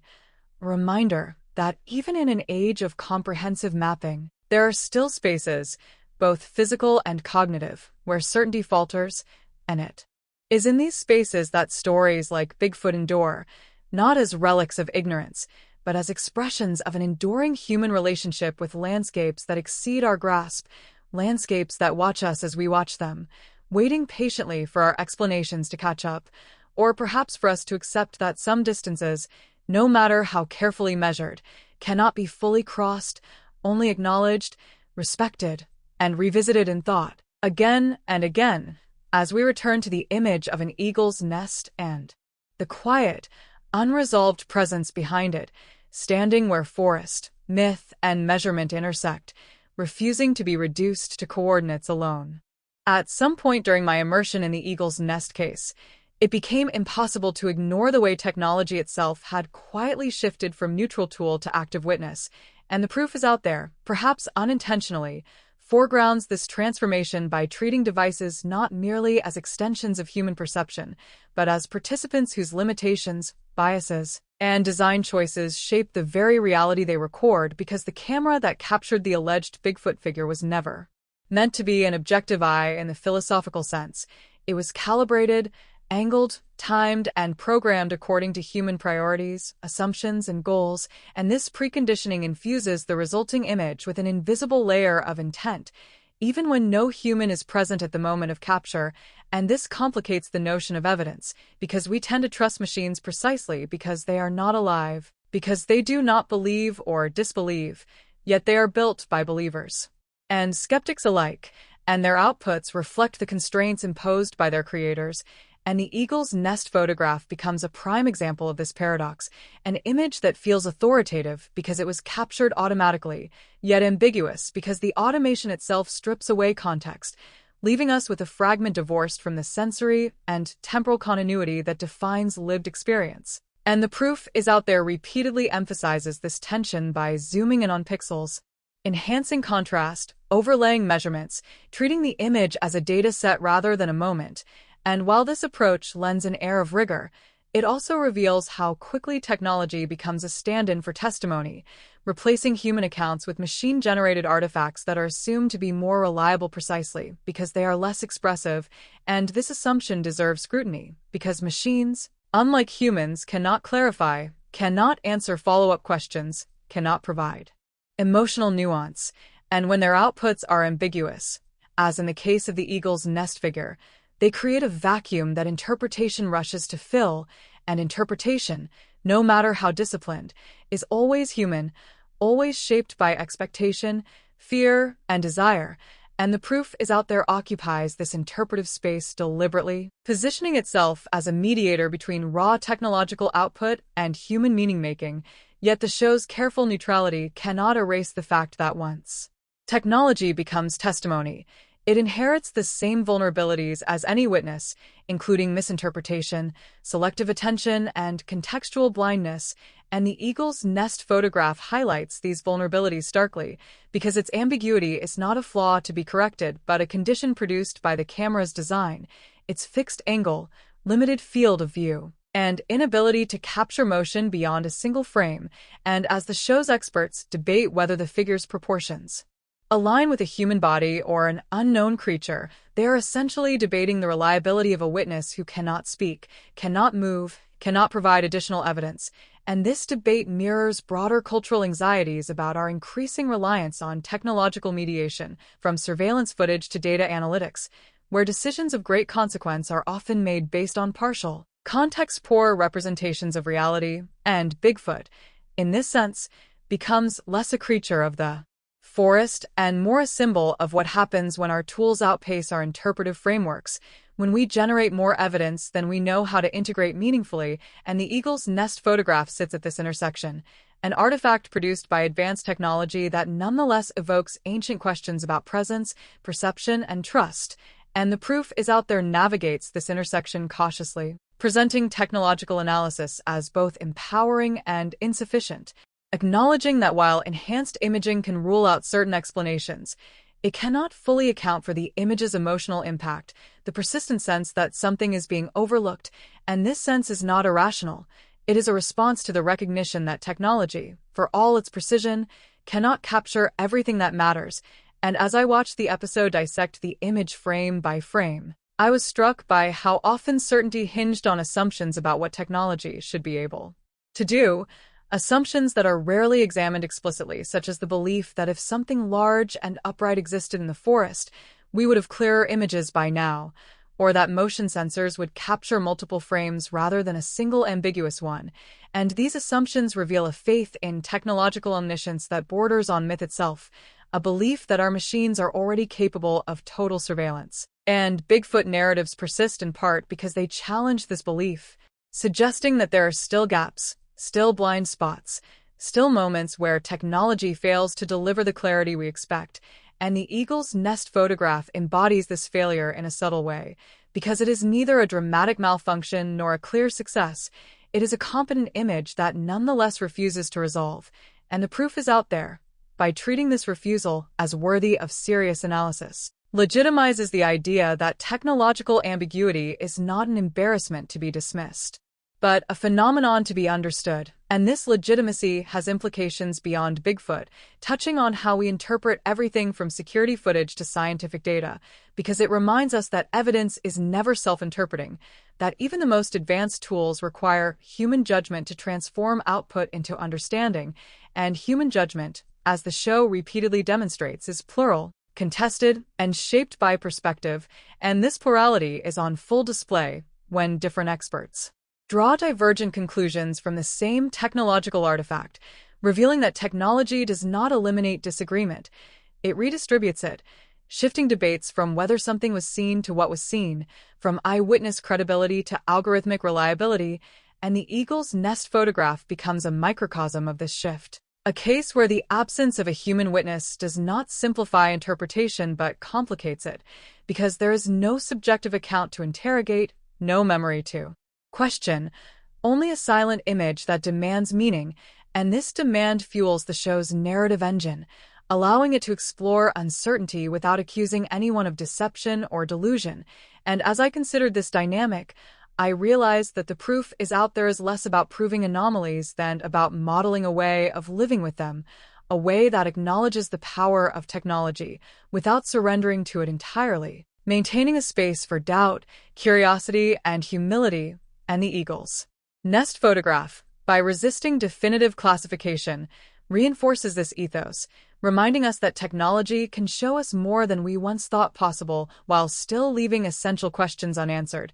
And these unanswered questions are not failures, but invitations, prompting us to reflect on the limits of our tools and the assumptions we bring to their outputs. And in the context of Bigfoot, this reflection becomes especially poignant because the creature's enduring appeal lies precisely in its ability to exploit the seams between perception and explanation, between what technology captures and what it cannot. And as long as those seams exist, as long as cameras produce images that are clear enough to intrigue but vague enough to resist certainty, stories like this will persist, not because they defy science, but because they expose its boundaries, and the proof is out there. By placing technological testimony at the center of its inquiry, while refusing to treat it as final, occupies a rare and valuable position in contemporary media, one that respects evidence without idolizing it, and the eagle's nest photograph stands as a quiet emblem of this position, a reminder that even in an age of relentless documentation, some truths remain elusive, not because they are hidden intentionally, but because they exist at the edge of what our machines, and perhaps our minds, are currently equipped to resolve, and this edge, shimmering between clarity and doubt, is where the show invites us to linger, to question not just what we see, but how we decide what seeing means,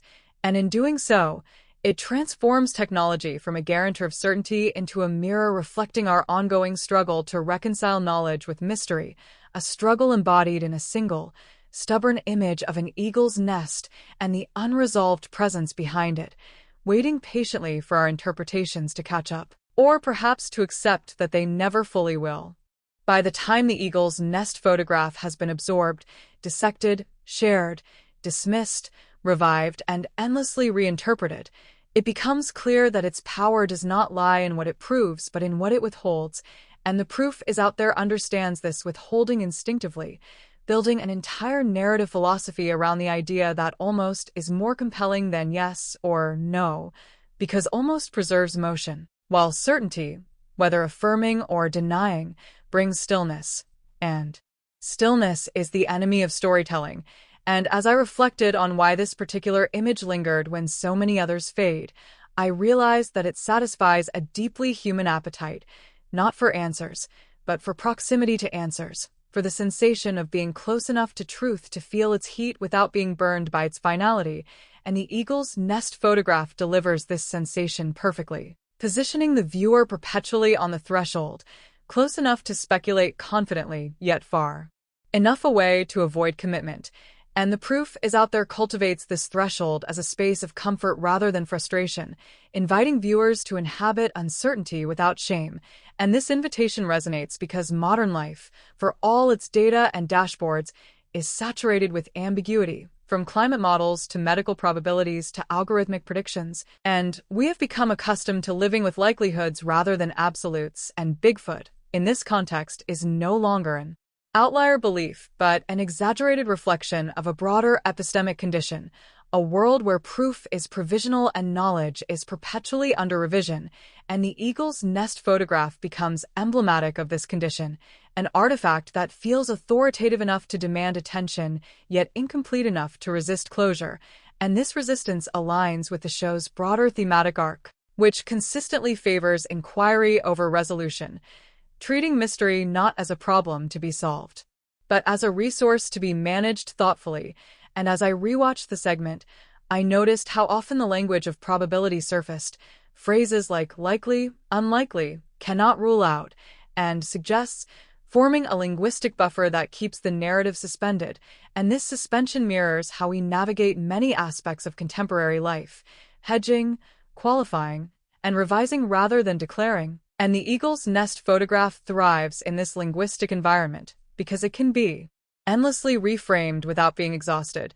And I began to think about how this preference for almost shapes not only media but memory, because events that are resolved cleanly often recede quickly, while those that remain ambiguous linger, resurfacing unexpectedly, inviting reinterpretation as context changes. And Bigfoot sightings, by their very nature, resist closure, ensuring their persistence across generations. And the proof is out there taps into this persistence by presenting cases that are compelling precisely because they stop short of revelation, leaving space for personal meaning-making. And the eagle's nest photograph, devoid of definitive scale, motion, or corroboration, becomes a canvas for this process, allowing each viewer to decide how close is close enough. And this decision reveals more about the viewer than the image, because tolerance for ambiguity varies widely, shaped by personality, experience, and cultural background, and the show's success lies in its ability to accommodate this variation without alienating any group, offering skeptics a framework for dismissal while leaving believers room for hope. And this dual accommodation is not accidental. It is a narrative strategy that recognizes the commercial and cultural value of unresolved questions, yet it also reflects a genuine philosophical stance. An acknowledgement that certainty is often an illusion maintained for psychological comfort rather than empirical necessity. And the eagle's nest photograph disrupts this comfort gently, not by confronting viewers with something overtly impossible, but by presenting something plausibly anomalous, something that could be explained but hasn't been. And this hasn't been becomes the focal point, the gap that imagination fills. And as I considered this gap, I realized that the human need for almost is rooted in our relationship with time, because final answers mark endpoints, while almost suggests continuation, a future moment when clarity might arrive. And this suggestion is intoxicating because it keeps hope alive without demanding belief. And the proof is out there operates within this temporal framework, positioning each episode as a waypoint rather than a destination. And the eagle's nest photograph functions as a promise that the story is not over, that there is more to be discovered, analyzed, or revealed, even if that revelation never materializes. And this promise mirrors how we engage with science itself, often driven by questions that persist longer than the careers of those who pose them. And Bigfoot, when stripped of its sensational trappings, becomes a metaphor for this enduring inquiry, a question that refuses to age out, adapting to new contexts and technologies while retaining its core ambiguity. And the eagle's nest photograph is a modern iteration of this question, framed in pixels rather than footprints, yet eliciting the same mix of curiosity and restraint. And as the show's host calmly summarizes the segment without declaring a verdict, I felt a sense of relief rather than disappointment, because resolution would have flattened the experience, reducing a rich tapestry of interpretation to a single thread. And this relief underscores how deeply we have internalized the value of almost, preferring open-endedness to closure, possibility to finality. And this preference is not a failure of reason, but an adaptation to complexity, an acknowledgement that some phenomena resist tidy categorization. And the proof is out there respects this resistance by refusing to force conclusions, allowing the eagle's nest photograph to remain what it is, an unresolved intersection of technology, geography, folklore, and perception. And in doing so, it offers viewers a rare gift, permission to linger in uncertainty without anxiety, to entertain questions without demanding answers. And this permission is especially valuable in a media landscape that often rewards certainty and outrage over nuance. And Bigfoot, standing quietly behind an eagle's nest, becomes an unlikely ambassador for nuance, a reminder that not every mystery demands conquest, that some invite contemplation instead. And as I carried this image with me beyond the episode, I noticed how it resurfaced at unexpected moments, not as a fear or belief, but as a reminder of the limits of knowing, a quiet prompt to pause before dismissing or declaring. And this lingering effect is the hallmark of effective Storytelling, because it alters not what we think, but how we think, encouraging a posture of openness that extends beyond the specific case. And the proof is out there. Through its careful cultivation of almost, achieves something rare, transforming uncertainty from a source of discomfort into a shared space of curiosity, where viewers can meet without needing to agree.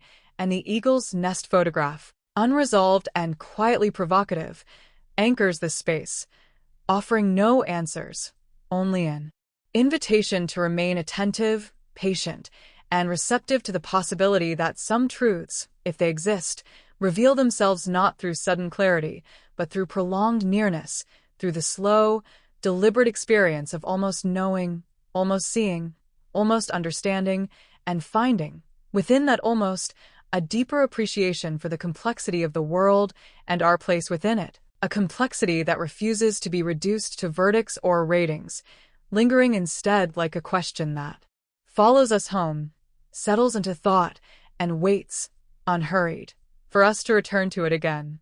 The 9th chapter opens with the footage looping again on the studio monitors, the alleged Bigfoot shape frozen in that uncanny half-second where shadow, muscle, and coincidence blur together. And what strikes me now is not the figure itself, but the silence around it, the way everyone in the control room seems to hold their breath, as if sound alone might disturb the fragile possibility that something impossible has wandered into frame. Because by this point in the investigation, the question is no longer whether the image is real or fake, but whether we, as observers conditioned by decades of hoaxes and debunks, are even capable of seeing the extraordinary without immediately trying to crush it into something ordinary. And I remember thinking that this was exactly what the proof is out there had been circling all along.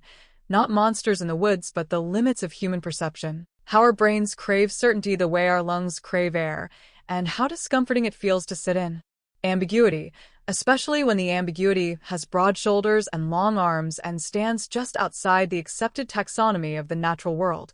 Because as the experts re-enter the conversation in this episode, the wildlife biologist pointing out the improbability of a primate surviving unnoticed in North America, and the digital analyst zooming in on pixel artifacts that could suggest compositing, there is also the subtle but persistent counterpoint of lived experience, of witnesses who insist not on what they saw, but on how it felt to see it.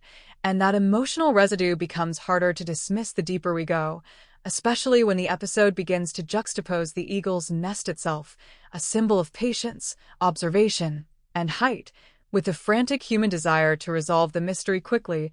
And I find myself dwelling on that nest, perched high above the forest floor, built over years twig by twig, revisited season after season, a reminder that nature often operates on timelines far longer than our investigations, and perhaps whatever moved through that frame, if it moved at all, belongs to a rhythm we are simply not attuned to, because the more the episode dissects the moment, the more it becomes clear that the so-called photobomb is less an intrusion and more a collision of worlds, the mechanical eye of a remote camera intersecting with a being, animal or otherwise, that has no concept of being recorded, and this collision produces a kind of narrative spark that modern media cannot resist, transforming a quiet wildlife setup into a global spectacle.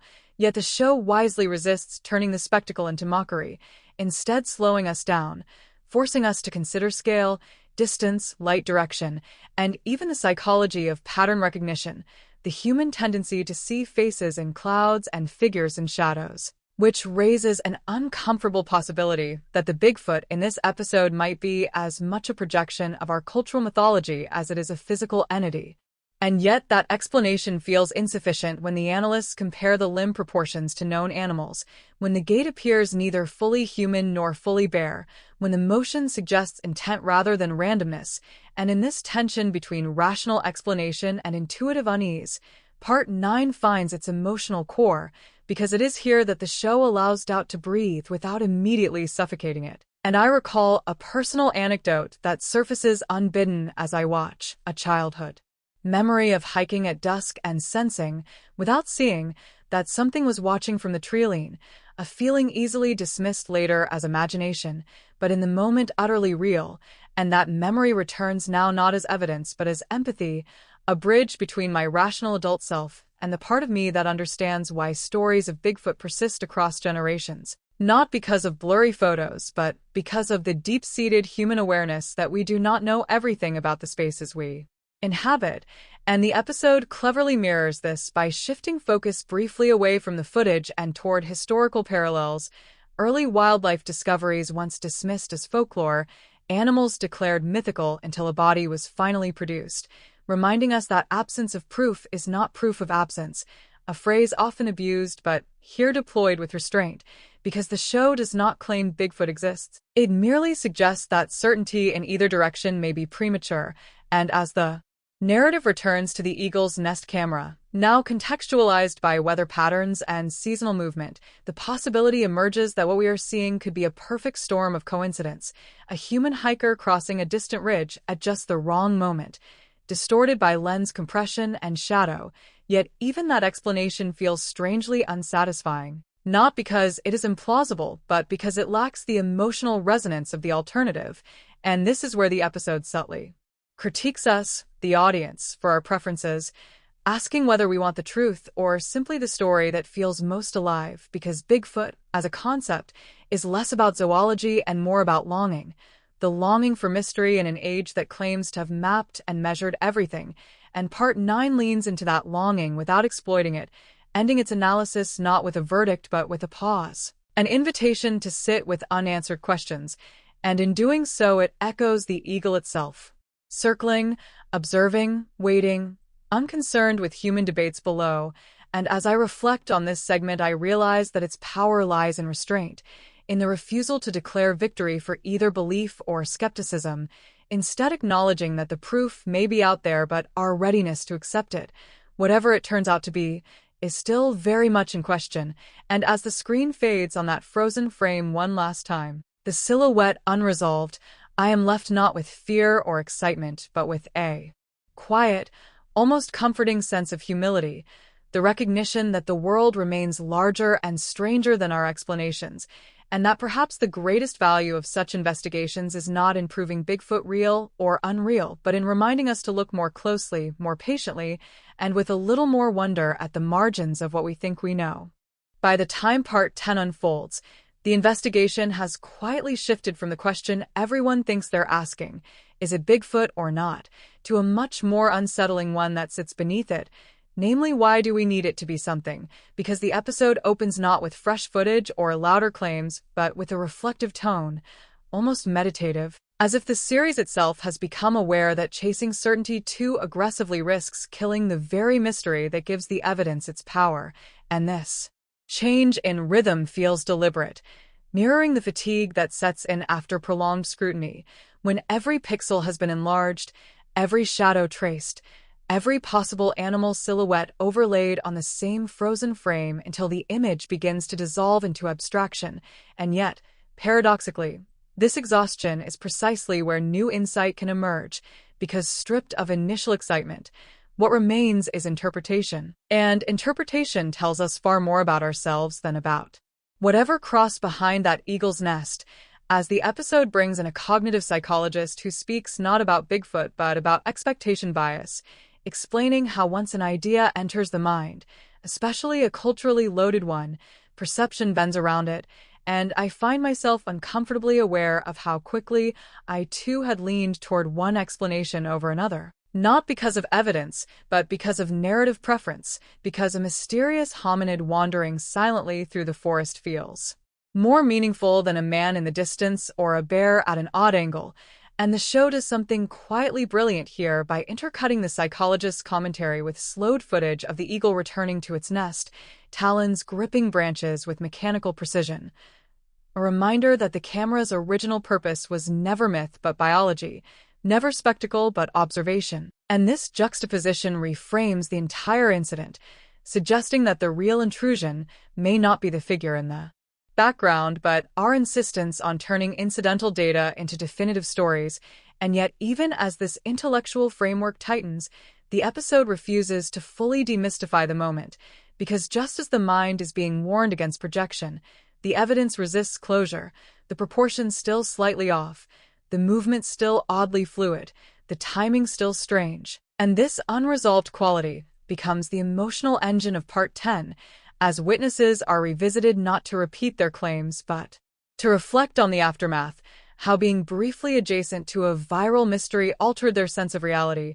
One man describing how he now looks at the forest differently, less as scenery and more as a presence, and that resonates deeply with me, because I recognize that shift, that subtle recalibration of awareness that happens after encountering something unexplained, even if later rationalized away. The world never quite returns to its previous dimensions, and the episode leans into this by expanding outward, examining similar cases where wildlife cameras captured anomalies that were later explained but never fully forgotten, emphasizing that explanation does not erase experience. And here the proof is out there becomes almost philosophical, less concerned with debunking than with documenting the human response to uncertainty, which is perhaps why this part lingers so long on silence, on pauses between expert statements, on the space where answers should be but aren't. And I'm reminded of standing alone in a forest once, hearing a branch snap somewhere unseen, immediately cataloging possible sources, deer, wind, my own imagination, yet feeling, in that moment, undeniably observed, a sensation that logic could not fully dissolve, and this memory surfaces now not as validation of Bigfoot, but as proof that mystery does not require monsters, only limited information and heightened awareness, and the episode seems to understand this intuitively, framing the Bigfoot photobomb less as an anomaly to be solved and more as a mirror reflecting our discomfort with not knowing, especially in a culture obsessed with receipts and resolution. And as Part 10 progresses, the show subtly withdraws from the promise implied by its own title, no longer insisting that proof is imminent, but suggesting instead that proof may be fragmented, partial, contextual, and that our demand for absolute answers may be incompatible with phenomena that exist at the edges of observation. And this idea crystallizes in a closing segment where the footage is played one final time, not paused, not zoomed, not annotated, simply allowed to run at normal speed, the figure appearing and disappearing almost casually. And for the first time I notice how fleeting it really is, how easy it would be to miss entirely, which reframes the entire debate. Because perhaps the most honest takeaway is not that Bigfoot exists or doesn't, but that the world is constantly offering us moments that defy easy categorization, moments we either overlook or overinterpret depending on our needs. And as the episode winds down, there is a quiet acknowledgement that some questions are valuable precisely because they remain open, because they keep us looking, listening, and doubting our assumptions. And sitting with that thought, I realize that Part 10 feels less like an investigation and more like an exhale, a release of the tension built over previous episodes, not through answers, but through acceptance. Acceptance that mystery is not a failure of knowledge, but a feature of existence, and that whatever walked behind that eagle's nest, whether flesh or shadow or coincidence, has already served its purpose by reminding us that certainty is not the same as truth, and that sometimes the most honest response to the unknown is not to conquer it, but to acknowledge it, quietly, respectfully, and with just enough wonder to keep the question alive. Part 11 arrives with a quieter confidence, as though the series itself has accepted that it will not deliver a courtroom-style verdict, and instead leans fully into the long, human shadow cast by unresolved mysteries, opening not with experts or graphics, but with landscape, wide shots of forest canopy rolling under mist. The kind of imagery that reminds us how small any single camera frame truly is when set against millions of acres of wilderness, and this visual choice feels intentional, almost corrective, because after so many close readings of pixels and proportions, the episode seems to be saying that context matters more than conclusions, that the environment in which the image was captured may tell us more than the image itself, and as the narration returns, it does so with a tone that feels less investigative and more reflective, acknowledging that the Bigfoot photobomb has now taken on a life independent of its origin, circulating online, spawning slowed-down clips, red circles, speculative diagrams, and heated comment sections where belief and ridicule coexist uneasily, and it is here that Part 11 sharpens its focus on the cultural machinery that turns ambiguity into obsession, because the episode begins to track how the footage has been interpreted, misinterpreted, and repurposed, no longer as raw data, but as a symbol, a stand-in for broader anxieties about what remains unknown in a supposedly mapped world. And this shift resonates with me deeply because I've seen how easily complex questions flatten into slogans once they enter the digital bloodstream, how nuance is often the first casualty of virality, and the show doesn't condemn this outright but examines it with a kind of weary curiosity, interviewing media scholars who explain how mystery functions as fuel in attention economies, how the lack of resolution becomes the very thing that keeps the story alive. And this reframing makes the Bigfoot figure almost secondary, less important than the reaction it provokes, which is perhaps why the episode spends so much time revisiting the people closest to the footage, not to extract new testimony, but to observe how their relationship to the event has evolved.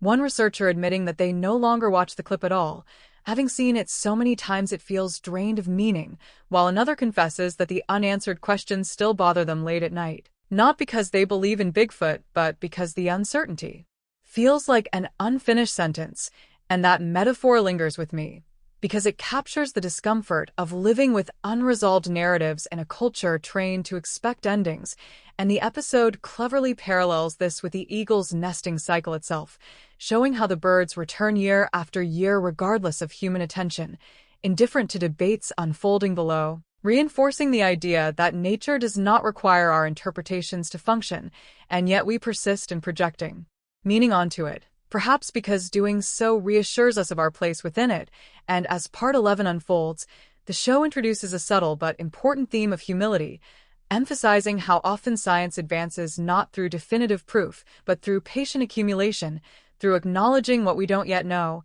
and this perspective reframes the Bigfoot discussion entirely, because instead of asking whether the footage proves the creature's existence, the episode asks whether our current tools and frameworks are even adequate for recognizing phenomena that fall outside established categories, a question that feels both philosophical and practical, especially when experts discuss how many species were once overlooked because they did not fit prevailing assumptions.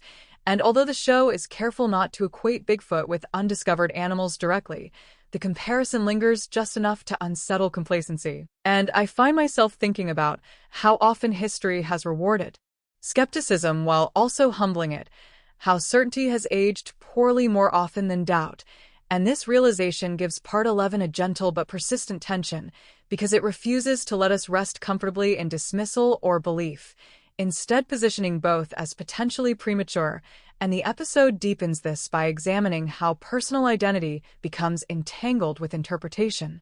How for some people believing in Bigfoot is less about evidence and more about belonging to a community that values mystery and alternative knowledge, while for others debunking serves as a reaffirmation of rational identity, a way of drawing boundaries between reason and superstition, and this sociological lens adds richness to the narrative, transforming the photobomb from a simple anomaly into a social Rorschach test, and I recognize myself in both camps at different moments, oscillating between fascination and skepticism, wanting the world to be stranger than it appears, while also wanting explanations to anchor that strangeness. And the episode seems to understand this ambivalence intimately, which is why it avoids mockery entirely, treating all perspectives with measured respect. And as Part 11 progresses, the conversation turns toward legacy, what this footage will become years from now, whether it will fade into obscurity or persist as a reference point in Bigfoot lore. And this forward-looking gaze is unexpectedly poignant because it acknowledges that meaning is not fixed at the moment of capture but evolves over time, shaped by retellings, reinterpretations, and shifting cultural moods. And this idea hits home when the episode revisits the original unedited clip one more time, not to analyze it but to contextualize it historically, placing it alongside other famous ambiguous images from the past, some later explained, others still debated, reminding us that mystery is often durable precisely because it resists closure. And as I watch the sequence, I'm struck by how calm the show feels now, how far it has traveled from the initial thrill of discovery to this quiet acceptance of uncertainty, and this tonal evolution feels earned, reflecting the emotional journey of anyone who has chased an unanswered question long enough to realize that the chase itself changes you. And in this sense, Part 11 feels like the moral center of the entire arc, articulating without declaring that the value of the proof is out there may not lie in proof at all, but in the discipline of questioning, in the willingness to sit with incomplete information without rushing to fill the gaps. And as the episode draws toward its close, It leaves us not with a cliffhanger, but with an invitation to reconsider how we define evidence, how we engage with the unknown, and how we allow space for wonder without surrendering critical thought. And sitting with that invitation, I realize that whatever one believes about Bigfoot, this story has already achieved something quietly significant. It has slowed us down, forced us to look longer, think deeper, and acknowledge the limits of our certainty. And as the forest fades from view and the narration gently recedes, I'm left with a sense that the real proof may not be out there in the trees, but somewhere less tangible, in our capacity to remain curious, skeptical, and open all at once, a balance that is far harder to maintain than belief or disbelief alone. The final part does not arrive with revelation, but with a kind of earned stillness, the sense that the journey itself has become the point, and as part 12 unfolds, it feels less like the conclusion of an investigation and more like the closing of a long conversation between curiosity and restraint. Because by now the audience understands that whatever definitive answer might exist is unlikely to appear in the form of a single frame or expert soundbite, and the episode leans into this understanding with quiet confidence, opening once more on the forest not as a backdrop for mystery, but as a living system indifferent to human speculation, sunlight breaking through branches, wind moving leaves in patterns too complex to diagram, and this return to the natural world reframes everything that came before, reminding us that the camera which captured the so-called Bigfoot photobomb was merely borrowing a fragment of a much larger, ongoing story, one that neither begins nor ends. With our questions, and as the narration resumes, it does so with a tone that feels almost intimate, acknowledging the audience directly, not to promise closure, but to recognize the shared experience of following this anomaly from intrigue to introspection. And this acknowledgement is powerful because it validates the emotional arc of belief, doubt, excitement, frustration, and eventual acceptance that mirrors how humans have always interacted with the unknown, from ancient constellations traced in the sky to modern digital artifacts dissected frame by frame, and the episode gently weaves this historical continuity into its final movement, suggesting that Bigfoot, whether real or imagined, occupies a role once filled by dragons, spirits, and gods, embodiments of the boundary between what we know and what we sense without fully understanding. And this perspective does not diminish the mystery but dignifies it, placing it within a lineage of questions that have shaped human thought, rather than dismissing it as mere superstition.